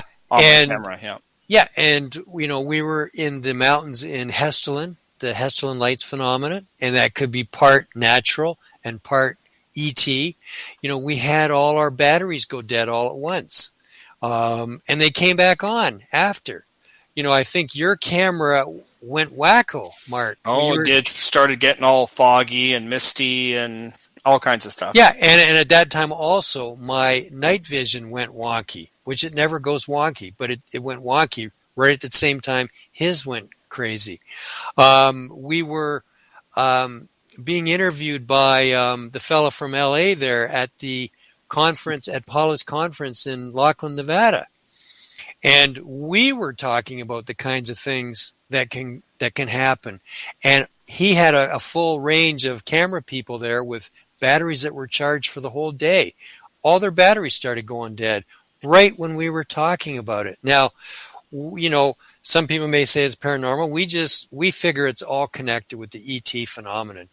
Because whenever we start going out on expeditions and, looking up in the sky, all of this stuff starts happening. So we don't specifically call it paranormal. We just call it connected with the ET phenomena. And on that note, gentlemen, I'm going to get you guys to hold on right there because we are going to go to break here at the bottom of the hour. I know there's a bunch of audience questions still to come for you. I have a loaded brain full of questions regarding your treks around the world and what you're looking for. And we need to know, is it extraterrestrial? What does Rob Freeman and Mark Mcnabb think about this? We will find out soon enough as our guest tonight, UFO World Explorer Rob Freeman, his producer, Mark Mcnabb. These guys are two of the best that Canada has to offer when it comes to filming UFOs. Yes, we still say UFO up here. Who needs that UAP talk? That's just governmental. Spaced Out Radio continues right after this.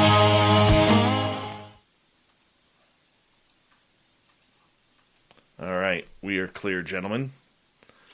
Fabulous. And I had hard to believe that it's an hour and a half already. Oh my God. God, we're flying, guys. We are flying. Yeah, this is moving along. It's great though. I love the format, Dave. We each had a nap earlier on because, here in Toronto and London, Ontario, it's like 1:30 a.m. in the morning, and we've got another hour to go, right? So, guys, if you knew how cold we're fresh. If you knew how cold my studio is right now, I am freezing right now. I am freezing. Did the thermostat break, or what happened, Dave? No, what happens is Mrs. SOR decides to light up our wood stove upstairs. So the upstairs gets nice and warm and cozy. Well, the thermostat reads the temperature from the upstairs and says, well, I don't need to go into the basement because it's warm upstairs. So I'm freezing my bagels off here. My feet are frozen, and I might actually get some hot packs to put on my feet, to be blunt. Gosh, I got to lend you. I got battery-powered socks for these expeditions. I got to lend you those. Well, I'll tell you, we're going to have a little how you doing conversation about this tomorrow. God. Yeah, that's the problem when you turn the fireplace on or a wood heater and the thermostat reads the heat and says we don't need heat. It's too hot already. And, of course, you need the heat in the basement. You're not getting Oh, my God. It's so friggin' cold down here right now. Oh, well. We'll survive. We'll survive. We're Canadian. The blood is warm inside. We'll make it. Well, I'll raise my hand when I see it turning blue there. Well, I might be. Okay, so we have the car payment, the rent, utilities, and the repair bill. What should we do? I know. I'm going to CashNetUSA.com. I can apply in minutes, get an instant decision, and if approved, we could have the money in our account as soon as the same business day. When you need money fast, be the hero. Go to CashNetUSA.com to apply for the money you need now. The exact timing as to when your loan funds will be available will be determined by your banking institution. Brought to you by Noggin. Need a little extra help building your child's math and reading skills? Their favorite characters from Nick Jr. shows like Paw Patrol, Bubble Guppies, Blue's Clues, and Blaze are here to help. Let's get to work! And they're in Noggin, the smart and fun learning app, where activities are designed to grow the skills your child needs to succeed in school and in life. Fabulous! What's even more fabulous is that you can claim a limited time holiday offer of 99 cents a month plus taxes for 3 months by visiting noggin.com/iHeart. Start your free trial today. $7.99 a month plus taxes until you cancel after free trial ends. Visit noggin.com for terms and conditions. Because my facial hair's all gone, and God, I tell you, you have a big bushy beard, man. You don't know how warm that is during the winter when it gets to minus 30. Or lower. I think you've had minus 40 up there on occasion. Oh, yeah. Yeah, last year we hit minus 40, which for our American listeners is minus 40 Fahrenheit.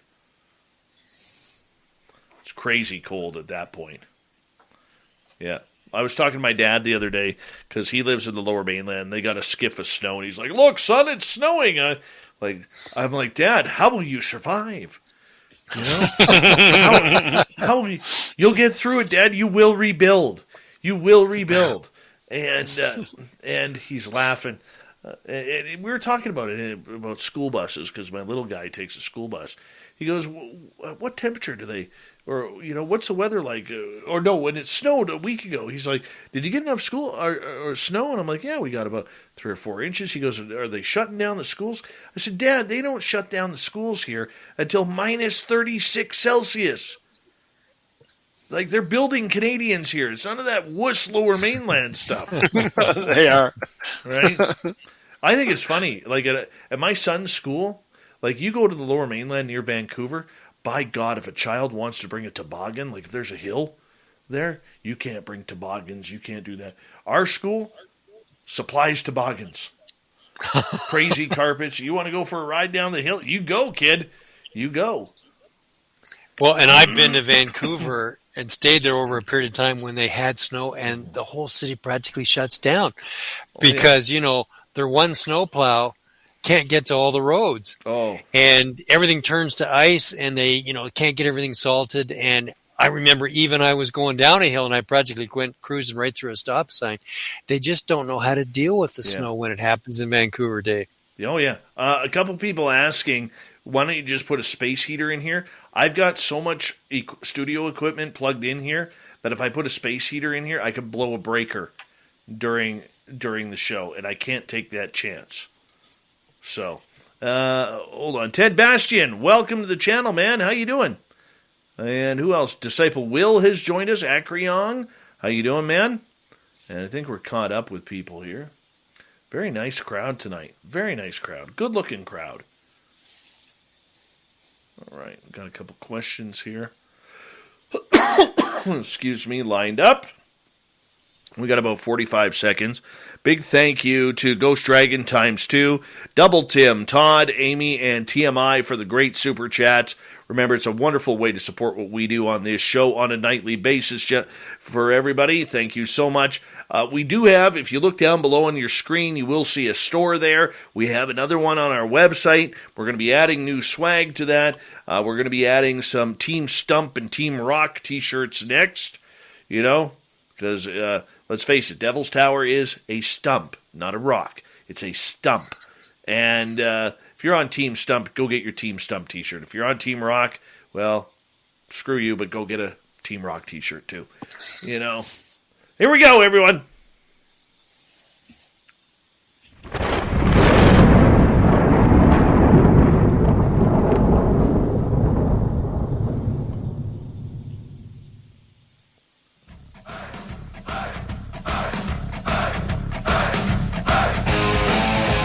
We pass the halfway point of Spaced Out Radio tonight. My name is Dave Scott. How are you? Good morning, good evening, good afternoon, wherever you might be on this beautiful planet. Want to remind you that if you missed portions of this show or others, check out our free archives by going to youtube.com/Spaced Out Radio. Do old Davey the favor, hit that subscribe button. Our website is spacedoutradio.com. We have a plethora of features for you. Rock out to Bumblefoot, read Shirky Poo's Newswire. Check out our swag as well. Follow us on Twitter at Spaced Out Radio, Instagram at Spaced Out Radio Show, and now on TikTok at Spaced Out Radio. We continue on tonight looking at UFOs around the world. This man got a $50,000 camera checking out the sky above wherever he is. Rob Freeman is with us, and his producer Mark Mcnabb. Gentlemen, welcome back. We're going to start with a question from Jonathan in the UK, who is asking, ETs, dimensionals, or us from the future, or all of them? What do you think, Rob? It's probably the latter, all of them. This phenomenon is so big. I mean, you could just zero on one aspect of it and consume all your time with that. The things that we've experienced would lead us to believe it is all of the above. I mean, there's, extraterrestrials, intraterrestrials, some of it could be us from the future. It really is all of the above. Yeah, it feels like, what Rob and I have had these discussions where it's like, if you were to take something from today and you went back into the past with it, like an iPhone, it would be, 20 years, it would be considered magic. Because that's like the definition of something, it's science we can't explain yet, and we have experienced something that we're trying to wrap our intelligence around, but we have had experiences. And if any of your listeners want to go to the Rob Freeman UFO World Explorer channel, which is on YouTube, there are videos that deal with interdimensional experiences and different things that we've had happen, that they're videos that are created with the proof, so it's like when you talk about ETs, dimensions in the future and different things, Rob's absolutely right. I mean, all of the above, absolutely. All right, let's go to Brazelhoff here, who is asking, Rob, can you go more in depth on your open your heart, raise your vibration? What specifically does this mean? What are the metrics, if any? Yeah, I would say, in our day-to-day activity, we're always so busy. We're in our left brain, intellectual, ego-based, logical, intelligent mind. I think, when you want to connect, you've really got to release all that and just get into your right brain, get into that sensing side. and just relax. I mean, as far as metrics go, if you do a meditation, there's any number of things you can do. It's your intent. It doesn't have to be a regimented CE5 program. All you've got to do is just go out there with the intent, get yourself relaxed, do any kind of a meditation. I mean, go on YouTube. You can find, 1,000 of them with beautiful music, people speaking, and just get yourself totally relaxed. Just get away from your day-to-day human doing and switch into being a human being. Literally just be. Just, relax yourself. There's so many videos out there that can help you do that. Do any of them or all of them or none of them. Just relax yourself and just be in the moment with what's happening around you. And chances are you're going to experience something. I mean, that's what we did. We don't follow any set formula. We go with what we feel in the moment, when we feel in the moment. And all I can say is just get yourself relaxed. Look, when I was a kid of 12 years old and I just went on the roof of the house, the intention was to actually see something, and we did, my friend and I. We had an open mind, we had an open heart, we believed that we were going to see something, and we did. So any more than that, I don't know how I can describe it. Just, don't get wrapped up in the dogma. Don't feel that you have to do this, you have to do that. Just go up with the intention. Just get yourself relaxed through whatever works for you. But how come some people can get that communication and others can try that exact same plan and get nothing? I would say, Dave, I mean, this is just my one thought of it is maybe this is just my own feeling on it, but it's kind of like a little bit like a martial art, like you're exercising your mind, you're exercising your heart, you have to be committed to it, though, at some level. I don't think it's as easy or at least as simplistic as just going out and just doing it for like 10 minutes and saying, well, okay, I stilled my mind for 10 minutes. I opened my heart for 10 minutes. I think that it's kind of like a martial art in the sense that you have to have some sort of emotional discipline, some sort of spiritual discipline. Rob and I, we've had spatterings of meditative experiences over the last 7 years, and you keep trying to further that and kind of take it to the next level. But I think you definitely have to have the intention, like Rob mentioned, and with that intention comes that commitment to it.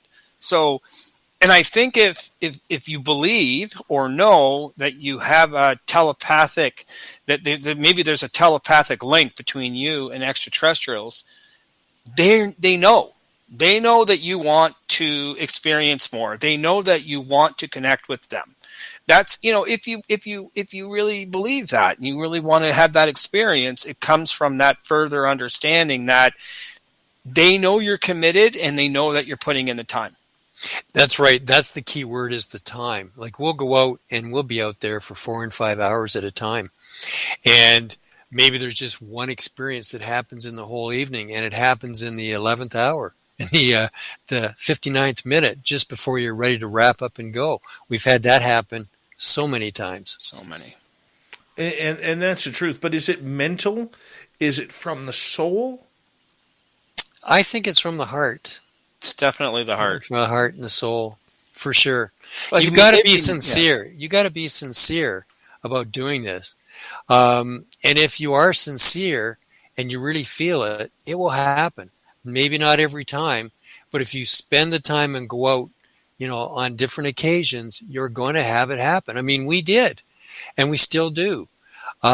We do spend the time, and we do the meditations, and we have things happen. I even read a book, Dave, quickly, right in the beginning of all this. It was a book on cosmic consciousness, and it talked about the biggest spike, the single biggest spike in UFO experiences and sightings happened in the early 40s. And a lot of people are like, well, what happened in the early 40s? Well, that was the advent of radar. Okay, so if you look at radar suddenly coming into the technological fold, okay, this doesn't have anything to do with consciousness, but I'll wrap it around. There's this understanding that you have the Earth, right? And then suddenly a technology is created that sends out a ping, from the Earth, because that's radar. Well, that's a signal to other planets that this little ball down here that's called Earth is sending out a signal. Well, I read a lot of papers where the heart sends out a ping as well. It's a very strong ping that we can send out. Well, if you have one person, 5 people, or 50 people, and they're all emitting, a lot of people might say, well, that sounds really hokey. That's a really emotional kind of, that's light and love, and that's really sweet. But can that happen? Well, I think Rob would agree. Like, the heart can control a lot. The heart can heal. The heart can, if you put yourself in a good place, you can heal things within yourself. You can do so much with that kind of heart energy, for lack of a better word, of being able to heal and to get yourself into. So why wouldn't the heart be the best conductor, to have a contact experience? Well, exactly, Mark. And that's why, we come at it from the scientific point of view. So that's covered, all the equipment, all the scientists that we meet. And we do go out into the field with the scientists as well, Rich, Erling, all these people. But there is the other side of it. And why would you do one without the other? I don't think you should. So we do spend those nights, and they're not necessarily consecutive, but where we ditch all the equipment. We have the biggest piece of scientific equipment ourselves, our human body and our human mind and consciousness.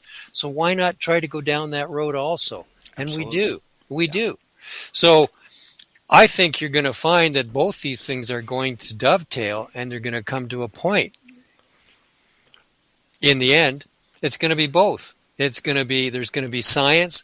There's going to be also this whole other side with our heart, our mind, and consciousness. Why does it have to be mutually exclusive? It doesn't have to be. We're doing both. And even Jacques Vallée backs that up in a lot of his different things. The interdimensional hypotheses and all the hypotheses that he's created. He has said that this is transcended time. Even within the paranormal and within all that's happened is there's just a new understanding of how we define things and where our mind can take it, for sure. What kind of craft have you filmed? Okay, the most interesting one is the Cusco craft. That one right there, that was Cusco, Peru, about an hour from Cusco, Peru.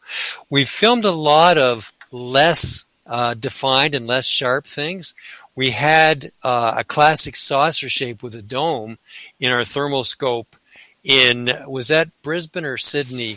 That was in Sydney. Sydney, at a conference with Damien Knott. We filmed it. We recorded it, but when we played it back, it was all snow.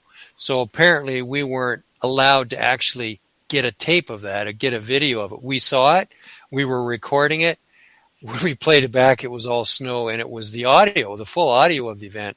But the most sharpest craft we've got is the Cusco craft. When you blow that up, the detail that you can see on that thing, and that's not CGI. That's something that we actually got with our cameras. And I've shown it to Lou Elizondo at a conference, the SCU conference, and he says, Rob, that may not actually be a craft. And I got a little bit disappointed, and he says it may be the energy imprint of the craft. So it's kind of like, when you put your hand into clay and then you take your hand out, you'll see the imprint. He feels that that may be the energy signature in the atmosphere of the amount of energy that was involved when it went between dimensions. This is Lou talking. And he can't say exactly what he feels because he can't violate his NDA, but he was quite interested when I showed him that picture. And, it was taken even just with an iPhone. and it was like a flash. You know, an iPhone at nighttime uses a 1/4 second exposure, so handheld, that should have been blurred. So that shows you how fast that flash was, that it was able to capture the detail that it actually captured. That was in Cusco, Peru. That was above what was it? The Sun Temple, an ancient it was a moon temple. A moon temple, yeah. Yeah, a moon temple, which we didn't even know was there. When we were there that year, we arrived in the evening, and where we were set up with equipment, the moon temple from the indigenous people was just around the corner. If we had just gone down the road further, we would have spotted it. So is that why this thing appeared over the moon temple? We don't know. We go back a year later with Ricardo Gonzalez, and he says, do you know what's here? He said, this is a very important indigenous artifact called the Moon Temple. And, you know, this is where we actually captured this Cusco craft just 1 year earlier. Incredible. What do you think of aliens? Where do you think the aliens come into play with this? Do you think the we craft call them ETs. We call them ETs because a lot of people say alien is kind of like a bit of a, you know, derogatory word, right? Especially when you look at how we use the word alien in, you know, Canada, the United States, as far as people go. But ETs, you know, people have seen them in the flesh on the earth here. People have seen them in a holographic view. You know, people have, you know, seen orbs that are energies that, you know, are connected with this as well. I just don't know. I mean, I've had my experience with what may have been an ET being in the outback in Australia, not far from Uluru. I don't know if I mentioned about that on our last radio cast.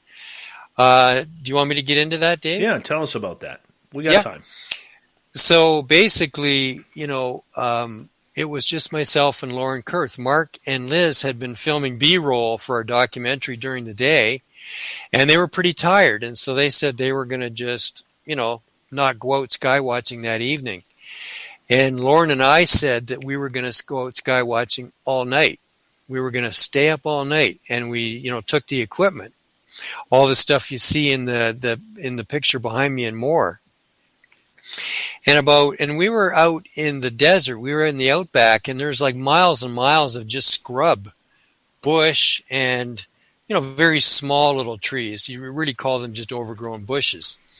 And the road would go for miles and miles, and we're in the middle of Australia. There's just nothing there. And we pulled off a road that, you know, we wanted to go to an area that couldn't be seen from the highway. And it was a little bit protected. There was this scrub bush, and we found a spot, and we were setting up.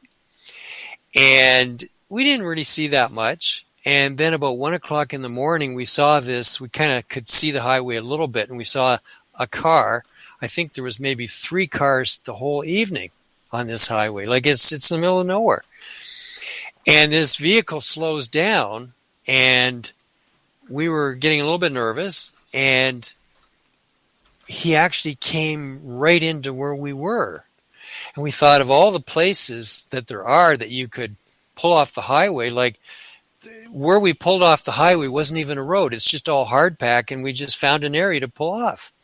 And we thought, how come this car is also deciding to pull off where we are? This doesn't make sense. And the person driving the car came within about 50 feet. And just his car was parked, and his dome light went on and off. And, you know, I was set up with the equipment. Lauren was nervous. She says, I think you better put some of the equipment away in the trunk, like the thermal. You know, it's very expensive. So I did. I broke down some of the equipment, and then curiosity got the better of me. I said, I'm going to go talk to this person. And she said, don't you dare. And I said, well, what if he has a gun? I said, if he has a gun, he can take all my equipment, no problem. And mail's here. It's 2 minutes later than yesterday. And because you know it's 6 minutes earlier than the day before, you decided it was time to get back to work. Let's job it up. At CareerBuilder, we're ready to help at every stage of your search. Build a resume, get industry tips and advice, and apply to multiple jobs in just one click. Get started now at CareerBuilder.com. Brought to you by Noggin. Need a little extra help building your child's math and reading skills? Their favorite characters from Nick Jr. shows like Paw Patrol, Bubble Guppies, Blue's Clues, and Blaze are here to help. Let's get to work! And they're in Noggin, the smart and fun learning app, where activities are designed to grow the skills your child needs to succeed in school and in life. Fabulous! What's even more fabulous is that you can claim a limited time holiday offer of 99 cents a month plus taxes for 3 months by visiting noggin.com/iHeart. Start your free trial today. $7.99 a month plus taxes until you cancel after free trial ends. Visit noggin.com for terms and conditions. Or what if he has a knife? And I said, well, okay, I'll stay back. But I said, I'm going to go talk to him. I'm not afraid. And she said, well, I'll go with you. And we both went over there, and he got out of the car, and he was very tall, and he was like your classic description of people that say ETs that show up on Earth are. He was Nordic looking, he was tall, he was handsome, he was blonde, and we started talking, and I said, I'm just curious why you picked a spot to pull off. And he says, I came to Skywatch.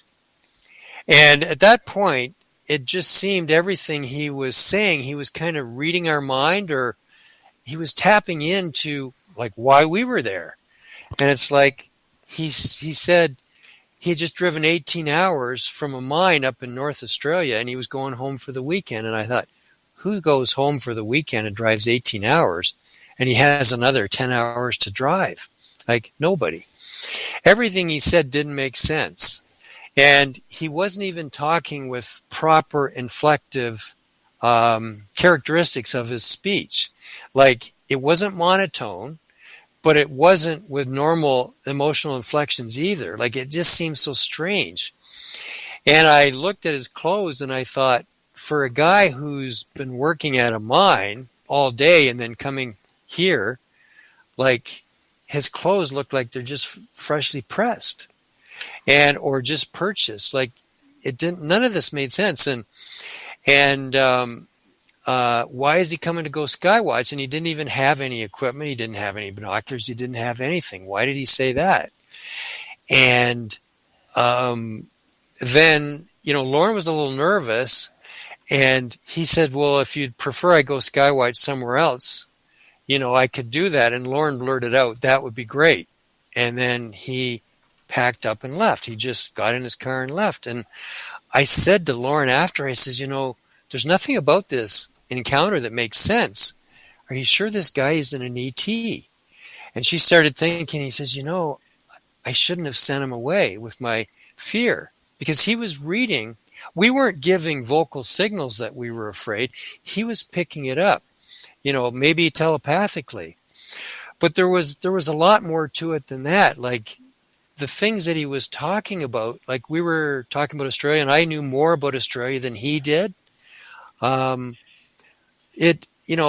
just got the sense that he might be an ET, and we didn't know for sure. But then we stayed out all night and continued sky watching. And in the morning, when it started getting late, we drove back to our resort, which was 30 minutes away. And as we were waiting for this vehicle to pass, he, like on the road, he passed us, and Lauren says, did you see who was driving that vehicle? And I said, no. He said, that was our guy from last night. And I said, well, what's he doing? He's supposed to be, another 10 hours, like he's supposed to be going 10 hours to where his home was. Why is he going back the other way? Like, he was going back to where we just came from. So I wheeled the car around, Dave. There was no vehicle to be seen. Like, wow. We had something happen there that was strange. Now, we've had things happen like this before, where things have been seen and then they're not seen. And she said he was driving the car. It was him that was driving the car. I immediately turned the car around when this happened. We hightailed it all the way back to where we just were, and we never came across him. Now, first of all the stuff that happened didn't make sense. Then this little thing that happened didn't make sense. And then months later, I was just talking to a fella who'd contacted us, and we were having a conversation over Zoom, three of us, not about ETs, about other things. And he told me he's very psychic, and he just blurted out to me out of nowhere. He didn't even know who I was. Okay. And he said, Rob, I'm having a psychic flash. Can I tell you what I'm seeing? And I said, sure. He says, I see you with a woman and a man. You're in Australia, in the middle of Australia, and one of them's an ET. He said, that's all I'm getting. And I said, well, that's very interesting. I said, we did have an encounter with a person who we thought, a being who we thought might be an ET. And you're telling me this? So that was like 3 confirmations. Now, can I say that this person was an ET for sure? Not 100%, but, 99.9% that this guy may have been an ET. And that's our experience in Uluru.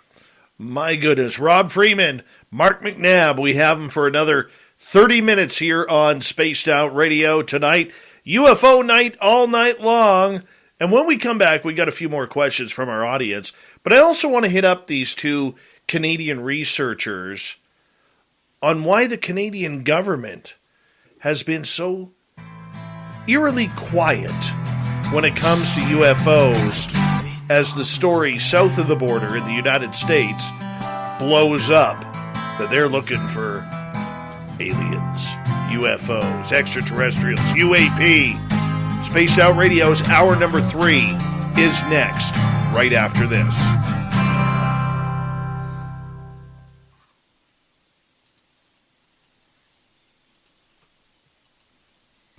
We're adding to All right, the guys, entertainment we're clear. online. I'm just going to take a quick bathroom break. I'll be right back, okay, guys? Okay, no problem. Going to do the same. And I may come back as well.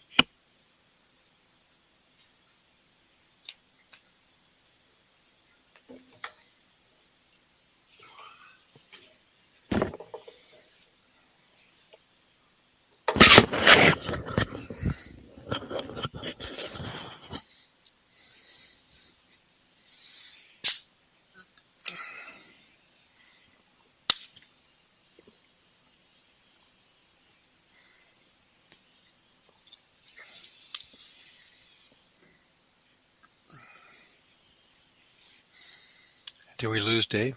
I think Dave's doing Been what abducted? we did. Yeah, He's been abducted? That's right, Rob.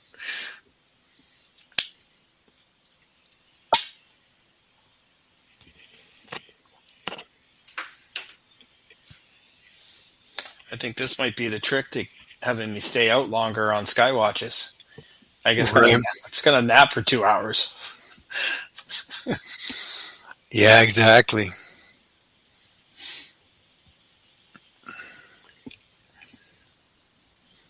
Maybe Dave's upstairs turning the heat up. I think so.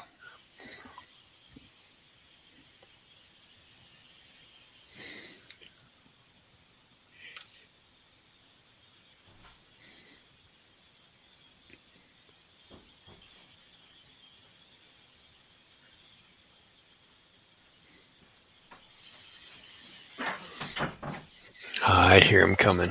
I'm coming. I'm coming. There we go. Sorry, guys. All right, we got about 2 minutes. When we get to our next break, I'll just get you guys to hold on for just a few seconds so that way I can say a proper good night to you. Thank you, sir. Appreciate it, Dave. All right, not a problem. That was a great story, Rob. Holy cow. Well, it's, yeah, and there's more to it than that. I honestly feel, I forgot to mention this, but, sometimes when you're in these experiences, and I've talked to other people, like I've got a friend, John, from Brantford there, Mark, John and Lisa. John and Lisa. And they had come home, they live out in the country, and there was this something sitting on their chimney. Like almost like a mini craft. Oh, wow. And they looked at it and they said, that shouldn't be on there. And they go into the house and put a movie on. Now, he's an avid UFO guy. The next day they wake up and he's like, holy cow. Normally I would have gone up on the roof and checked it out. Like, It's kind of like it dumbs you down. Oh, dude, I've had that happen. I woke up one night, it was a summer night a couple of years ago, and I woke up and I had 2 scratches about this long, side by side, about an inch apart. And they look like, how cats scratch with a stutter? Mm-hmm. And so I go to brush my teeth at the sink. The missus says, what are those scratches on your back? Right? I'm like, what scratches? So I turn and look in the mirror. I look at it and I say, well, that's weird. And then I go for a pee. I go, we go eat breakfast. I'm like, and in the meantime, I'm like, I got to take a picture of that. And 4 hours later, I remember I need to take a picture of that. And I go back to the mirror 4 hours later. The scratches are completely gone. No scarring, no nothing. Gentlemen, hold on 1 second here. We're going to get going. Thank you to all our super chatters tonight and all the veterans checking us out and listening in. You always got a safe place here on Spaced Out Radio. Here we go. Would you like to connect with us? Head to spacedoutradio.com for all your latest show info. Now, back to Dave Scott and SOR. Here we go with the third and final hour of Spaced Out Radio tonight. My name is Dave Scott. Thank you so much for taking the time to join us. We really do appreciate earning your listening ears wherever you are on this beautiful planet we call Earth. Thank you to everyone tuning us in on our terrestrial affiliates around North America, digitally on TalkStream Live, Revolution Radio, and KPNL. All of our archives are free. Go to youtube.com/Spaced Out Radio. Just do me the favor, hit that subscribe button. The Desert Clam is set the password for tonight in the SOR Space Travelers Club. Vehiculation. Vehiculation is your password. Use it wisely, Space Travelers, as the Clam sets the password each and every night right here on Spaced Out Radio. Our website is spacedoutradio.com. We have a plethora of features for you. Rock out to Bumblefoot, read Shirky Poo's Newswire, check out our swag as well. Follow us on Twitter at Spaced Out Radio, Instagram, Spaced Out Radio Show, and now on TikTok at Spaced Out Radio. For the final time tonight, we introduce Rob Freeman, UFO World Explorer, Mark Mcnabb, who is a ufologist and the producer of Rob's incredible UFO videos, which are shot everywhere around the world. These gentlemen, if there's a hot spot, they're going. And they're taking their gear with them. Gentlemen, we got you till the bottom of the hour. Thank you so much for being a part of tonight's show. We really do appreciate it. Thank you very much. Yeah, this is a really fun day. Thank you. Oh, it's been an absolute blast. So thank you guys so much for being here with us. Guys, both of you are from the Metro Toronto area in Ontario. And you know, we see a lot of what's happening in the United States when it comes to UFOs and the noise this subject is making, not only from the military, but we see government officials in the Senate, the Congress now talking about it. The Vice President has talked about it. Of course, the President has kind of, kiboshed the subject as any president would sitting in power. But we see it being almost a daily topic over especially the last year and a half. Eerily enough, though, up here in Canada, this subject has been absolutely silent, not only in the media on the Canadian front, but on a political side as well. None of the three major parties have gone public with their information that they are conducting, and yet when we see our reporters and our journalists covering this story, they cover it from an American angle and never a Canadian angle, which is kind of odd for journalism. Because if you're covering an American story, usually you look to find a Canadian angle on it. Mark, I want to start with you on this one, if you don't mind. You got 30 years in television and production. I mean, how odd is this that up here in Canada, we're talking about it on a media standpoint from an American point of view, but nobody is asking our politicians, what do we know about Canada and UFOs? It's a great question, Dave. The one thing I would probably bring up right away is Rob and I have had the opportunity to have one-on-one discussions with the former Minister of Canadian Defence, Paul Hellyer. And Paul Hellyer just, our condolences. He passed last August. I think he was 95 at the time. To have a one-on-one with him was amazing. I mean, he's the Canadian Minister of Defence, and he completely opened up in an interview that we did with him. He talked about all the documentation that came across his desk, all of his understandings about different extraterrestrial races. I think he noted that there were 53 of them that he knew of, like all kinds of different things. So it's definitely known. It's definitely not something that's completely hidden in the Canadian scene. All the documents are being shared. A lot of information is being shared. But it is different in terms of the media representation of it. So much of it, I mentioned this earlier, so much of it is sensationalized, dramatized. We always say cue the dramatic music. It's and that just, it's a great question, and I wish I had a better answer other than the fact that every country in the world is basically putting their own spin on it. It's not to say that Canada won't come out with more, or maybe take a different, have their own perspective on it. But you're right. I mean, you mentioned this even before we came onto the show, that you wanted to ask this question, and I kept racking my brain with there's just not a lot known. You get that spin from the U.S., you get it from the South American countries, you get it from different places. Why it's not being talked about as much in Canada? I mean, you have those advocates like a Grant Cameron and people that are writing the books and getting on the programs and talking about it, but it's definitely not getting the attention that it deserves. Rob, how about you? Yeah, good question, Dave. It's not like Canada doesn't have its own Roswell and things like that. Like, look at Shag Harbor in the East Coast. Look at Falcon Lake, where a craft crashed. We actually went there. What was it? A year ago? This past summer. A year ago, yeah, that's right. There's many other notable events that have happened in Canada, but for the life of me, I don't know why it's not made more public. It's possible that, we just don't have the budgets in Canada, like for military, like they do in the States. I mean, they're creating new departments every other day in the United States, and not just 3-letter departments, but now that newest one that's like 5 or 6 words long.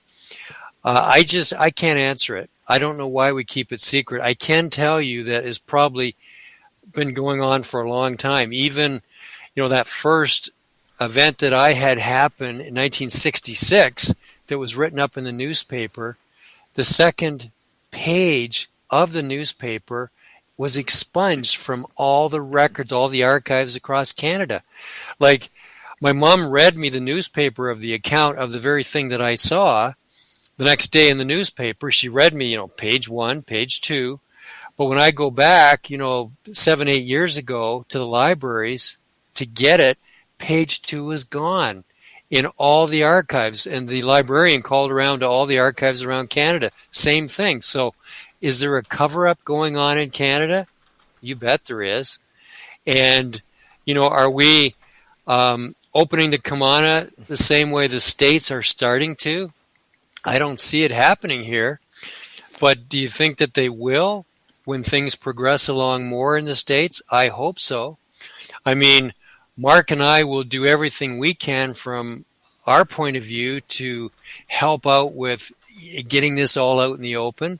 But it wouldn't surprise me if a lot of it is based on just the money isn't available in Canada. Well, we do feel that. Yeah, we do feel that responsibility. Yeah. What's your take on it, Dave? I know Prime Minister Trudeau and Defense Minister Harjit Sajjan have been read in. I know that 100%. I also know that former Ambassador David Mcnabb is the one who read them in. And he was detailed this conversation between August and December of 2019 by the man who replaced Lou Elizondo at the Pentagon. I do know that there is talk within the House of Commons walls about... When getting the job done right is job one, you need construction equipment that's built right. From compact track loaders to the world's #1 selling compact excavator, the Kubota construction lineup features durable Kubota engines, more comfort, and the versatility to do it all and do it right. Visit your local Kubota dealer today. Go to KubotaUSA.com for full disclaimer. Lee Tractor Company. On the web at leetractor.net. Brought to you by Noggin. Need a little extra help building your child's math and reading skills? Their favorite characters from Nick Jr. shows like Paw Patrol, Bubble Guppies, Blue's Clues, and Blaze are here to help. Let's get to work! And they're in Noggin, the smart and fun learning app, where activities are designed to grow the skills your child needs to succeed in school and in life. Fabulous! What's even more fabulous is that you can claim a limited-time holiday offer of 99 cents a month plus taxes for 3 months by visiting noggin.com/iHeart. Start your free trial today. $7.99 a month plus taxes until you cancel after free trial ends. Visit noggin.com for terms and conditions. This conversation going on, by whom, I can't say, but I have trusted sources within Ottawa who have told me this. I do know that it is being discussed. However, they won't go public with it. And the weird part about it is the media is more disappointing to me on this than the politicians themselves. And here's the reason being. We saw both CTV and CBC earlier this year do long-form interviews of about 15 to 20 minutes long with both Chris Mellon and Luis Elizondo regarding this topic, and either the tape fell on the editing floor or the reporters from Washington's D.C. Bureau were too stupid to ask the questions, what is Canada's involvement with this? They wanted to talk about little green men. This isn't about little green men. And yet the fact that even on the national news, whether it's Jennifer Mather, whether it's whoever else is with other networks talking about, aliens and green men and all of these stigmas that go along with the topic, I think it's unconscionable that this is a major story in the U.S. They're right below us, population-wise. Everything Canada does is in reference to what is happening in the United States. Doesn't matter whether it's food prices, milk prices, gasoline prices, anything. We're that tied at the hip. And defense, we're even more tied. So the fact that there is sheer ignorance coming from government officials on this and the code of silence that is there is unfair to not only the Canadian population, but to the world that wants to learn more about this subject. Well, I couldn't agree more. We feel a responsibility, Dave, for sure. I mean, we've our role has morphed a little bit in terms of feeling that there is employing some kind of a journalistic, kind of angle to what we're even doing. We come in unbiased, we come in authentic, we tell the story the way it is, we interview people in a very unbiased way, integrated into our experiences. I mean, I'm not a journalist, but you do feel that responsibility to tell the story and not keep it in some archive that people can't access. And it's true. And I can tell you that, Mark and I have already discussed, we want to write a book. People have asked, what are your experience published anywhere? Well, we've talked about starting a book next summer. Now, neither one of us are writers, but, that doesn't stop you from writing a book. You can hire people that can write for you.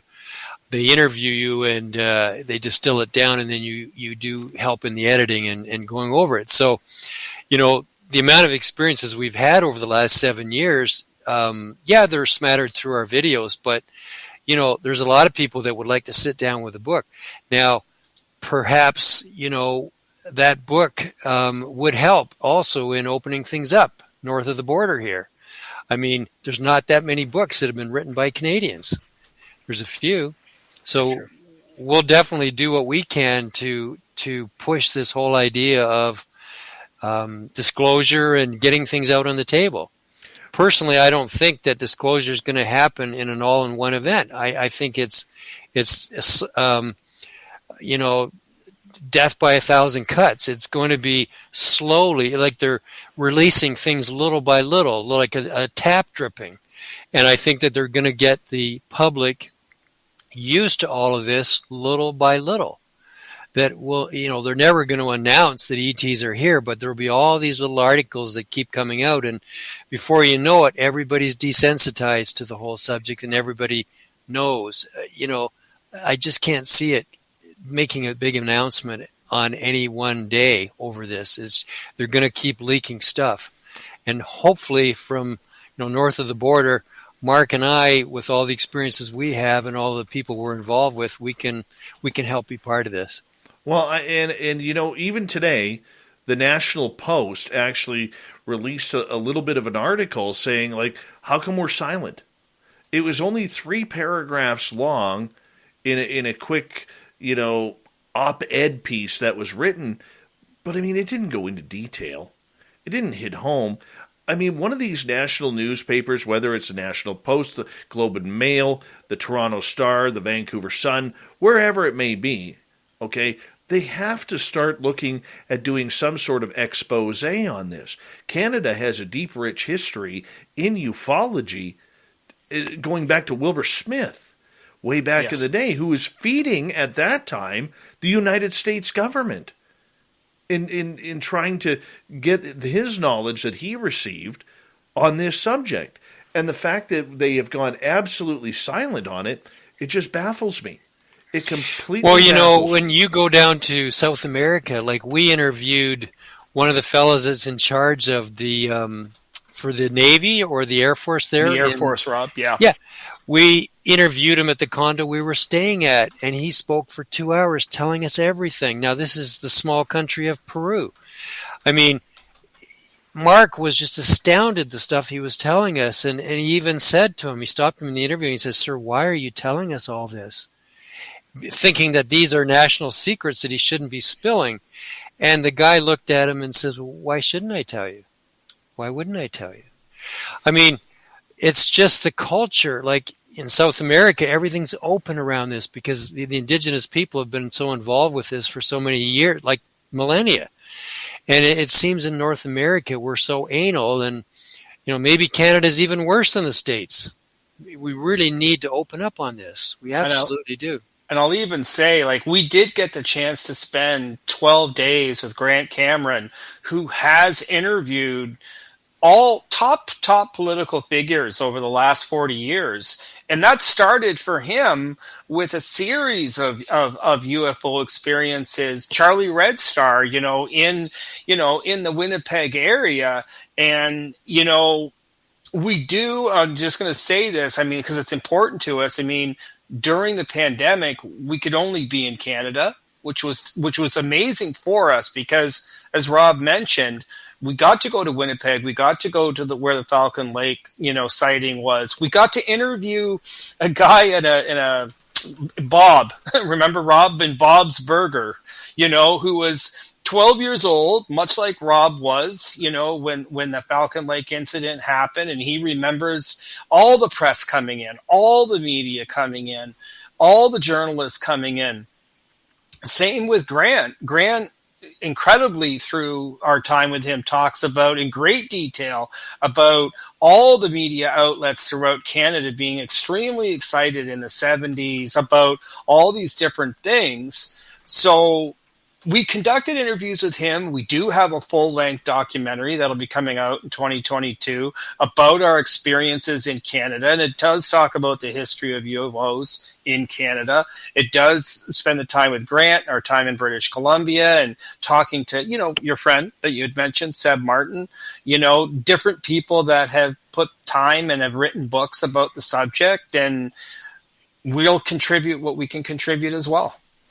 Well, it is going to be interesting to see where this goes because, we really do need to open up a little bit more. We really do. I don't think there is a choice anymore. This subject is too hot. It is too interesting. The mainstream public needs to start opening up to what is going on. And the only way they can do that is through two ways. The government either has to announce something or the media has to jump on the story. The media, as we know, has never wanted this story. And it baffles me as to why. But the government also needs to start talking about what they know, especially in Canada, where you guys are, where we're located, and where, it even ties to the RCMP and the Royal Canadian Mounted Police. A couple weeks ago, I talked to an RCMP officer who was telling me that they have about a 2-inch book that they have to fill out when there is any sort of anomalous report that comes in to any detachment in Canada. And then the alphabet agencies on both sides of the border start calling. It's here. It's going on. Why do we keep acting like it's not there, Rob? Is this just the Canadian way? If we don't talk about it, it doesn't exist? Well, all I know is that, from our point of view, we're continue to get out there. We try to get out there about 6 to 9 times per year on expeditions. And anywhere there's a hot spot, anywhere there's people that are seeing things like a flap, we've got the equipment ready to go. We can be gone the same day or the next morning if there's something that's super hot happening or legitimate or whatever. We're as interested in this as every other ufologist, and we want to document it. And if we can document it and then share it to the rest of Canada, to the rest of North America, to the rest of the world, we will. We're not going to keep anything hidden. Never. Well, and that's the way it should be. We got 3 minutes to go here with you gentlemen tonight. Mark Mcnabb, Rob Freeman. What a show this has been. Incredible radio tonight for you and for our audience. And I want to say a big thank you so much for both of you. Please let us know, if you don't mind, what's up for the remainder of the year and heading into 2022 for you guys. Well, Mark, you're the guy that actually organized the expeditions. Yeah, we could say we just came back from Arizona and Nevada and Death Valley. But coming into 2022, of course, barring any travel restrictions, we're really looking forward to Ecuador. We're going to Ecuador at the first part of March. We have exciting access to being with a lot of people in the Ecuador area, going to the jungles and going to the caves and going to a lot of the ancient sites, which are really exciting for us, and to interview different people and experience through that. So that's kind of the first thing. We'd like to go back to Death Valley. We've been talking about that because it really reminded us of Chilka, and it had a quality to it that we really enjoyed. And the biggest thing that we'll even put out to your listeners is Rob and I we coined it a UFO flap with a happening. So we call it a flappening. If there's anywhere in the world that people know of where there are UFO flaps happening, we completely pick up our bags within 24 hours and we get on an airplane and we go to those parts of the world where there are a number of experiences happening, and we're ready to go. And also it's just a long shot at this point. We really would like to get to the Skinwalker Ranch. Yeah. So if there's any listeners out there that could hook us up to get us in the doors there, we'd love to do that. Talk to our art guy, Dirty Filth. Okay. Talk to him. That is absolutely. He draws cartoons of Brandon Fugel, and Brandon Fugel has them stationed all over his office.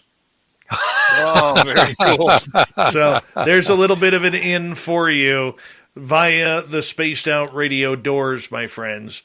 Thank you for that. We'll take care of you. That one. You know what? I told Brandon Fugel once, I said, what your problem is down there? You're not finding anything because you don't have enough Canadian blood down there. That's what you need. There you go. You need some good hardcore Canadian blood down at Skinwalker Ranch to make that woo happen.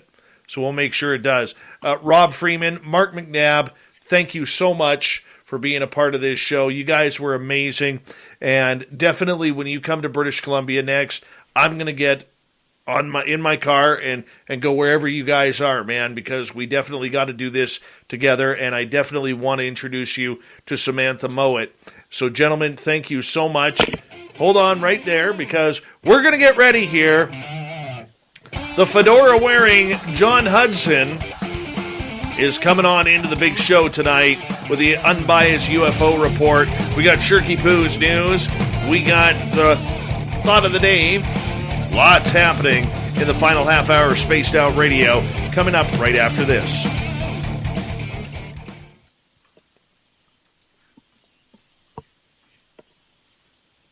All right, gents, we're clear. Great show.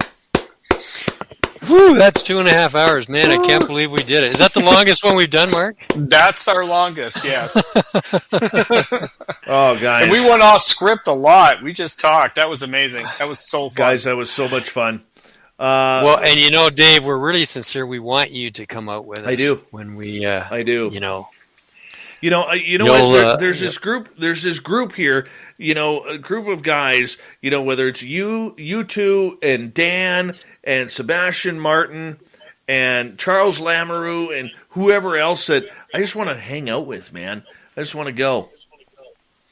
Well, let's do it, but in the warmer weather. Oh yeah.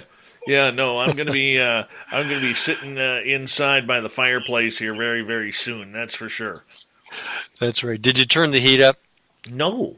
I actually took my dog outside. See, a little Canadian for our American listeners. If you want to warm up and your house is cold, you go outside, get more cold. So when you come inside, your house is warm.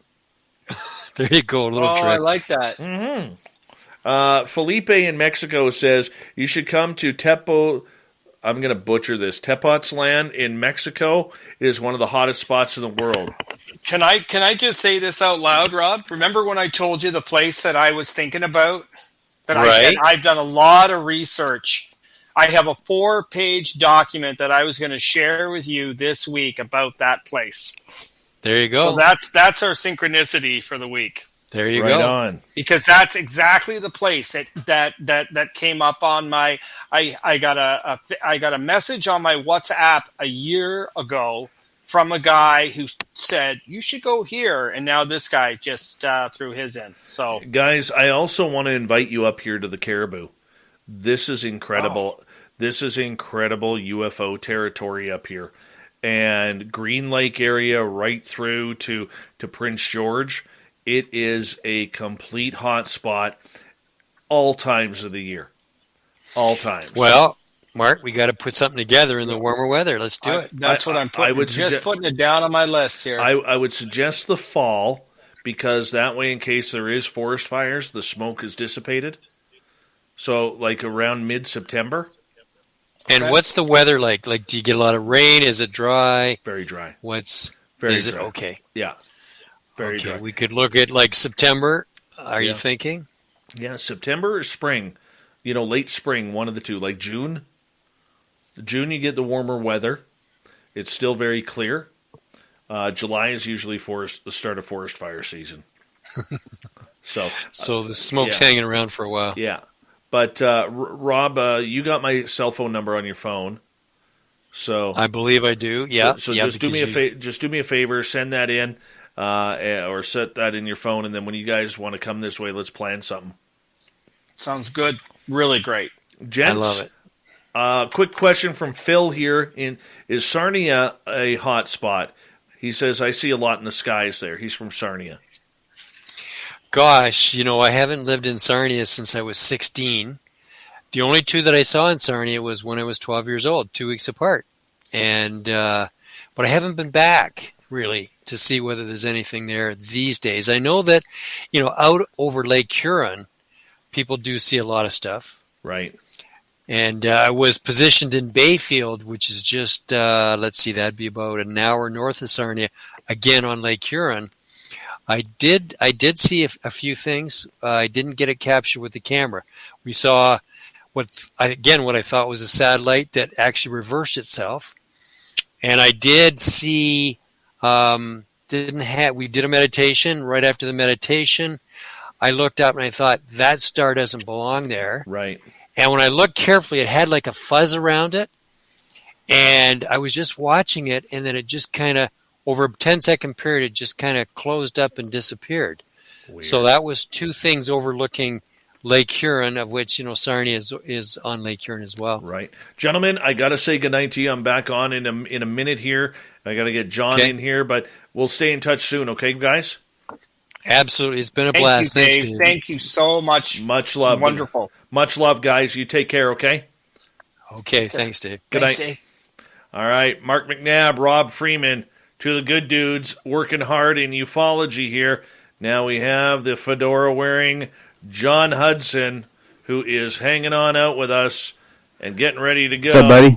Hey, man. What a great show. I just want to say a quick thank you to Grant and Quinnell. Thank you so much, buddy. TMI ×2, Phil, Ghost ×2, Amy, Todd, and Tim for the super chats. Don't forget, you can check out our swag on our show, on our store right below here on the YouTube channel and on our website, spacedoutradio.com. Here we go.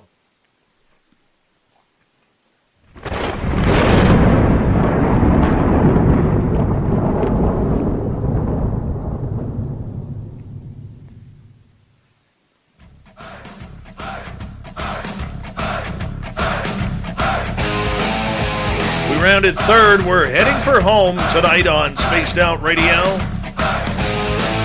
My name is Dave Scott. Thank you so much for taking the time to join us. We really do appreciate it.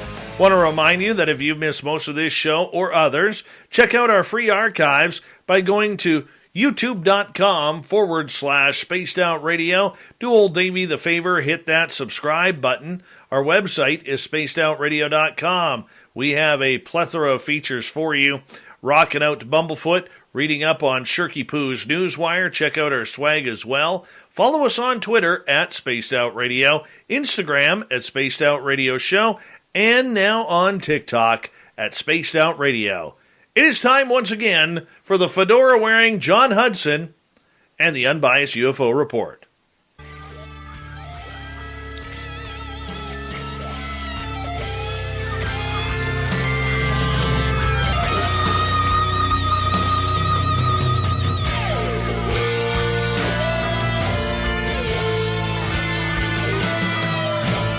John Hudson comes on in to talk about all of the news regarding the weird, strange in the skies above. And John, how are you doing, buddy? I'm doing better than your goatee, dude. What happened? No. Was there an incident? Like, No, did you like have a? You know what? I took my clippers tonight, and this is a true story. At ADP, we work with more than 860,000 companies worldwide. That gives us a pretty good idea of how to help businesses grow stronger. Whether it's through data insights that help you make informed decisions about building a team that works better as a team, or by keeping you ahead of thousands of changing regulations so you can keep ahead of everything else. Like building that better team. Grow stronger with ADP. HR, talent, time, and payroll.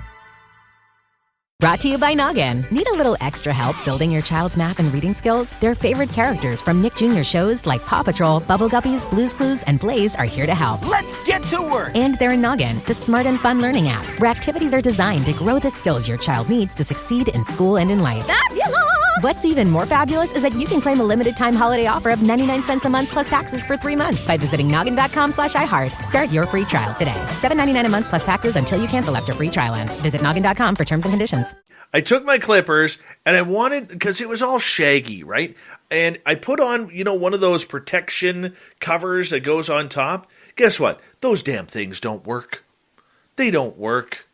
So I ended up, going right down to the skull almost. Absolutely ruined my handlebar mustache. And now I got to regrow it. But the good part about it is I've got it shaped now. So over the next, it'll take me about 2 weeks. It'll fill in nicely, and we'll go. But you know what, John? I'm also. You sure it's not off by like a little millimeter to the left? It No. looks like a little bit off. You hush No? there. Okay. You hush there. Okay. Okay. I've had enough of the facial beard jokes already. But you know what, John? I figured something out. So before the show, my son and I, we went and we were practicing guitar. My 8-year-old son is officially better than me. He was teaching me tonight. That's awesome. He was teaching me, and I'm like, and I forgot a note. And I'm like, dude, what note is that? He's like, Dad, that's a D. He goes, and then he goes, Dad, he's like, don't you remember? It's E, G. I forget the string names. I can never remember. I got like them, and like, so. Yeah, man. Aside from the fun for you, but forget the fun for you. The way that locks it in to his brain, him teaching it to you, he will never forget that stuff for the rest of his life. That's going to lock in that stuff so good for him. That's awesome, dude. What a great experience for both of you. He officially passed me in playing guitar, and now listening to him rock out. Where like he's just nailing power chords and he's adding now some actual notes to it, and wow, man, that's awesome. Yeah, like today, man, he was sitting there. He's got his shorts on. He's got like no shirt on, like total looking like a rock star, right? He's bouncing around. He's got his shoulders, his guitar on his shoulder strap. He's bouncing around and he's just kind of like nodding away. Playing away, and he's looking in power chords, and I'm like, oh, dude, little dude, like this is just amazing. Daddy is so proud of you. But yeah, that was my evening tonight. That's awesome, dude. That's awesome. And the best part about it is every guitar lesson he goes to now, his teachers like he's just smoking the week before. Like he'll pick up all the stuff like what he picked up last week. He'll go into this week's lesson tomorrow, and he'll be like, afterwards the teacher will be like, yeah, the little dude has it. The little dude's getting it big time right now. Later tonight, I want to tell you a story about this, but right. We should go on to the news. But that's awesome, Dave. That. Really, really cool to Let's hear that stuff. I'm sorry, proud papa moment there. Yeah, no, totally with you, man. No, I loved hearing it. It's all good, man. It's all good. John, we got a lot of cool stuff going on right now. I know. I know you don't have this in your list for tonight.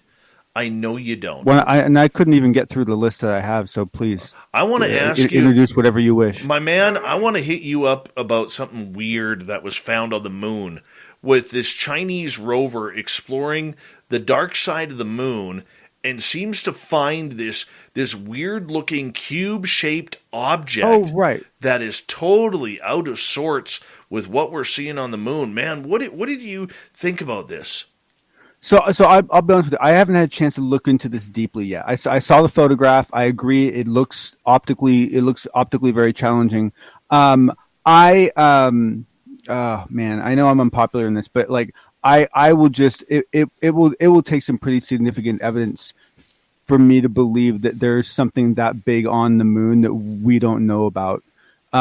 Because I personally have been involved in this program for the last couple of years called the Frontier Development Program that's run out of NASA and Lockheed in the Bay Area, where they invite students to come in from different parts of the country, and they take all the data that NASA has collected on the moon, and they use it to do summer projects. To do to research mining operations or whatever. There's like 5 projects picked, but the data we have to play with is the moon data, and I mean the moon data. I mean data down to like a quarter inch of every single inch of that moon, including soil content of the whole bloody moon. It's mapped out flawlessly, and it's very publicly available data. And so it baffles me how we can have that data, and then we can still have these seemingly, valid stories that raise some serious questions as to whether there's anything on the moon that we can't account for. And so I struggle with it. I mean, that building, I mean, if you haven't seen the photo yet, it is all over the internet. It looks huge. You can go to futurism.com. They've got a giant article on it. This looks like a building. I don't know what distance the photo was taken at from lunar rover U-2. Yeah, I don't know, but I mean, this thing looks the problem massive. is there's a lot of garbage on the moon. There's True. a lot of garbage on the moon, and no one likes to talk about it. But the truth of the matter is it's not unlike Everest. Whenever we reach the edge of where we can get to, we don't worry too much about cleaning up after ourselves. The thing that bugs me about it, John, is this is probably the only photograph we'll ever get. The Chinese. Yeah, but the thing is that when that happens, Dave, honestly, when that happens, like I know that the inclination is to think it's a conspiracy and something's gotten covered up. But in my experience, when that happens, it's because what they found was when you took that picture from any other angle, it didn't look like that. True. It was because it was a unique angle picture that created the image. I would have liked to have seen them drive that. Oh, I'd like the coordinates. Oh yeah. I'd like the coordinates so I can go there in a moon model and see what's actually there, what we think is there. We can go look and see what we think is there based on the data we have. So I'd love to be able to contrast those two things. Absolutely. For sure. Well, let's move on to another topic because you got a weird one here, and I'll get to the Chinese rover later on in the news. All right, but you got a weird one here regarding the ballad of the TTSA. Oh my goodness. Yes. As we are encroaching on the 4-year anniversary here in about 11 days for the New York Times article. Yes. So basically, there was a pretty lengthy debate today on Twitter about what was going on with the CRADA. Why did the CRADA happen? What was the meaning of it? What was the angle of it, and so forth? And it looks like we lost Dave, but I'll keep going. And so essentially, I went through and did this analysis, and basically, well, I can't say who. This was confirmed by the highest source I could certainly get my access to, right? And basically, what I came to believe, and what I came to believe in my research, was that essentially the CRADA was all a maneuver to get funding. That year, 2020, they were trying to get into the military funding bill, and so they agreed to do the CRADA because they wanted to be able to then, when they were in the bill and someone's presenting the bill, they can say, and look, TTSA is already engaged with the Army on this CRADA, so of course we should fund that program, right? So it was a way of solidifying their place. The CRADA was their last-ditch effort to do this. When they didn't make it into the bill, when they couldn't raise the money by the movies, this is the whole reason why Justice left. This is the whole reason why moved into the advisory role. This is the whole reason why this was the catalyst that broke everything. And essentially, I decided to kind of write it up because it was being questioned today, and there was a big debate going on it. And I can say that at least, assuming, as far as someone can trust me, that I have had this confirmed by the one person that could really confirm it. Well, I mean, when we look at everything that's gone on through the TTSA and over the years, I mean, they started out strong, but now it's just, I can't tell you how many startups I've been involved in that I've known or that I've worked for personally, where the first thing we went to go do was beautiful, and we tried and we blew it. And the second time we tried to do, it wasn't quite as pretty, and we still blew it. And the third thing we were asked to do, we had to do. We didn't have a choice, and it wasn't pretty, and we weren't proud of it.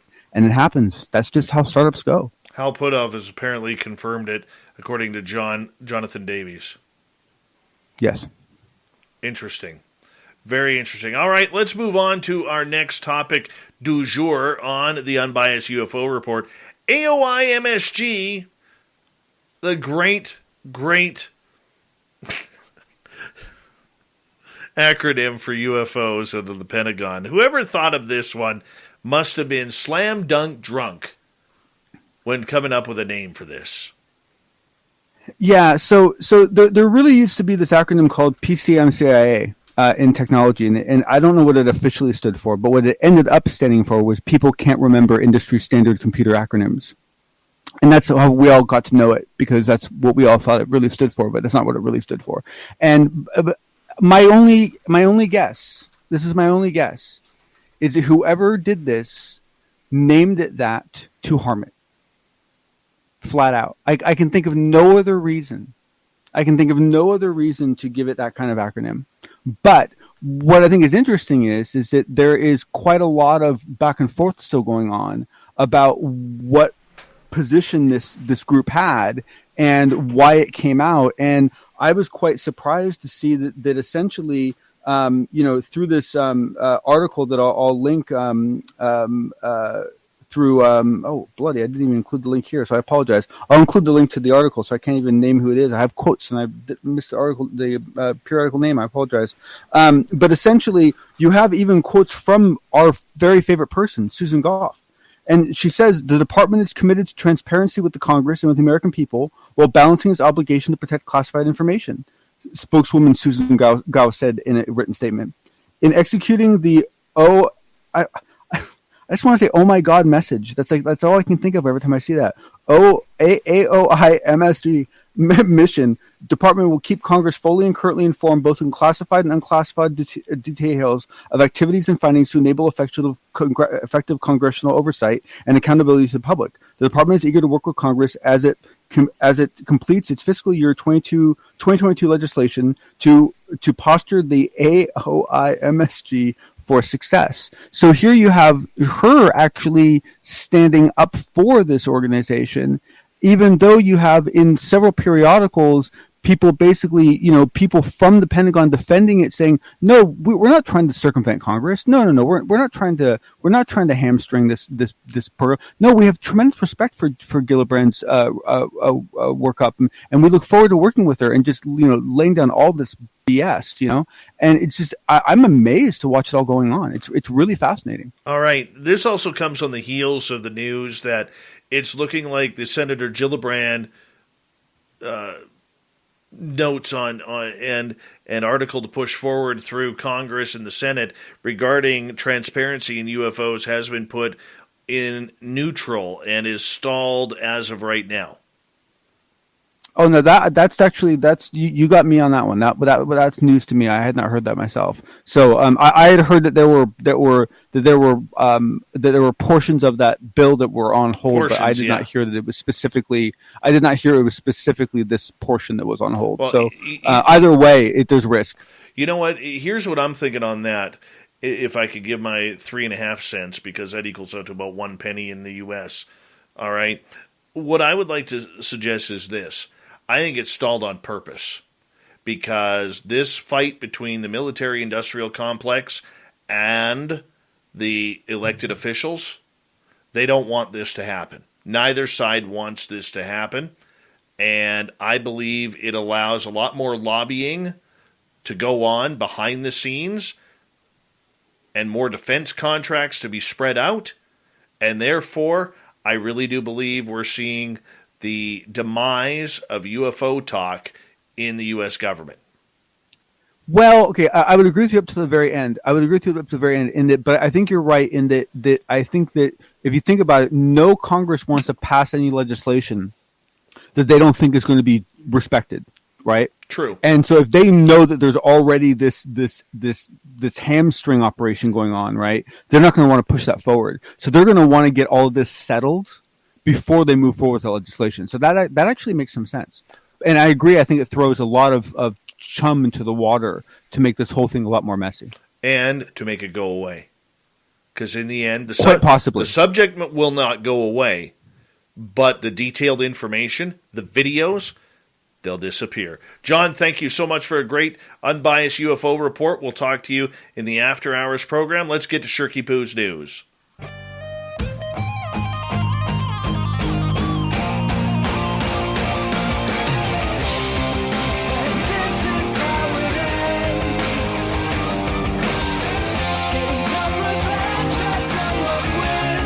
All right, let's get to Shirky Poo's news here. Yes, this photo of the moon cube is looking very, very weird as it was taken by the Chinese lunar rover U-2-2, released by the country's space agency. The photo shows a distant object that looks like a perfect cube, and China is saying that the rover is heading to check it out. Will we get photographs of it? Who knows? It is worth noting a few caveats about the photo, spotted yesterday by space journalist Andrew Jones, who described the formation as cubic-shaped. For one thing, the object is just a few pixels in the photo, meaning it could easily be some sort of optical illusion that may be a disappointment up close. China has struggled with lunar science communication in the past. In 2019, U-2-2 discovered a gel-like substance on the lunar surface, but upon closer inspection, it turned out to be, well, rocks. It also trumpeted the discovery of a shard on the moon earlier this year, but that turned out to be just another interesting rock. And, yeah, more rocks on the moon than what we know what to do with. Jones, for his part, is managing expectations. He says it's not an obelisk or aliens, but certainly something to check out. So hopefully we get more photographs on it. All right, moving on here. Pulling something out of a person's butt is like opening a box of chocolates. You never really know what you're going to get. Yep. Whatever you find, though, you could usually throw out with the military invention, unless it's artillery. So, here's what happened. The staff at Gloucestershire Royal Hospital were in for a big surprise to their lives when a local man showed up in considerable pain. When asked where he was hurting, he says, "In my ass." Yeah. So what happened? Well, let's tell you. The doctors got into investigating, set up the camera. It never feels any good. And they discovered that there was a foreign object in his hiney. What was it? A 57mm World War II era anti-tank shell. Now that just doesn't get up there. You know what I'm saying? Yep. And the guy offered the usual explanation. Said that he found the shell when he was having to clear out a bunch of stuff. Said he put it on the floor, slipped, and fell on it, and went right up his wahoo. And that's what happened. At least nobody popped a cap in behind with the cannon, and that probably didn't make the man any more comfortable. He will be okay. The shell will be fine. Just a little confused. All right, moving on. How would you like to work for Better.com? Why? You probably wouldn't have a job today. CEO Vishal Garg announced the mortgage company is laying off about 9% of its workforce, and he did it while on a Zoom call webinar. Yeah, he informed on this Zoom call that 900 employees were now fired just before the holidays. He said, if you're on this call, you're part of an unlucky group that is being laid off. Your employment here is terminated effective immediately. Nice guy. He then said employees can expect an email from HR detailing benefits and severance. Having to conduct layoffs is gut-wrenching, especially this time of year, said CFO Kevin Ryan. However, a fortress balance sheet and a reduced and focused workforce sets us up to play offense going into a radically evolving home ownership market. Isn't that nice? What else does Shirky Poo got for us? Animal rescuers in India say they successfully freed a venomous cobra found with its head stuck inside a discarded beer can. Rescuers with the Snake Helpline said they were summoned to a village in Odisha's Puri district after local residents found the 4-foot cobra with its head stuck inside the opening of the can. A video from the scene shows rescuers using scissors gingerly to cut through the can to free the snake. And finally tonight, before we say goodnight, a fiberglass flamingo statue stolen outside of a Florida chef's home has been returned as mysteriously as it disappeared. Chef Cindy Hudson said the flamingo statue was an iconic sight outside her Orantique on the Mile restaurant in Coral Gables, but it was taken, and then somehow, poof, there it is. Maybe it's all just Florida magic. Then again, maybe not.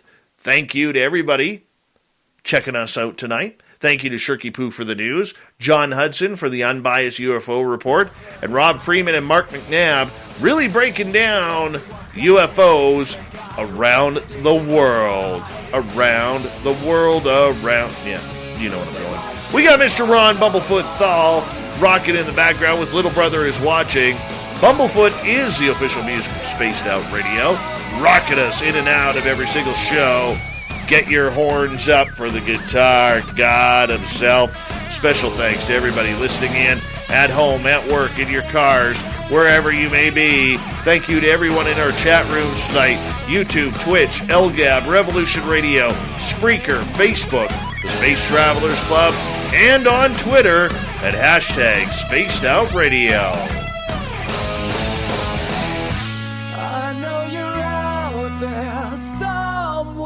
Remember, this show is copyright by Spaced Out Radio and SOR Media Ventures Limited. Thank you so much for choosing to share your evening with us, because together, my friends, say it with me, we own the night. Mr. Bumblefoot, we need a favor. We need you to take us home.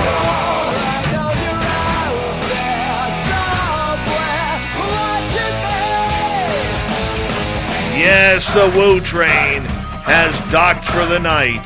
But soon, my friends, we shall ride again. Your seats are always available. Your tickets never expire. And if you want to bring a friend, we've got room for them too. Good night.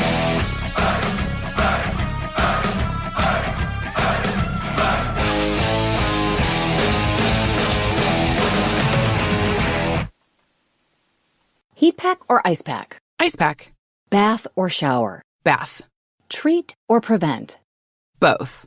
Nurtec ODT Rimegepant 75 milligrams is the first and only medication proven to treat and prevent migraines in adults. The choice is yours. Don't take if you're allergic to Nurtec ODT. The most common side effects were nausea, stomach pain, and indigestion. For important safety, prescribing, and patient information, visit NURTEC.com. Talk to your doctor about Nurtec ODT. When it comes to learning, your kids' favorites from Paw Patrol and Blue's Clues are in Noggin, a learning app designed to help kids build math and literacy skills. Claim a limited time holiday offer of 99 cents a month plus taxes for 3 months at noggin.com/iHeart. $7.99 a month plus taxes until you cancel after free trial ends. Visit noggin.com for terms and conditions.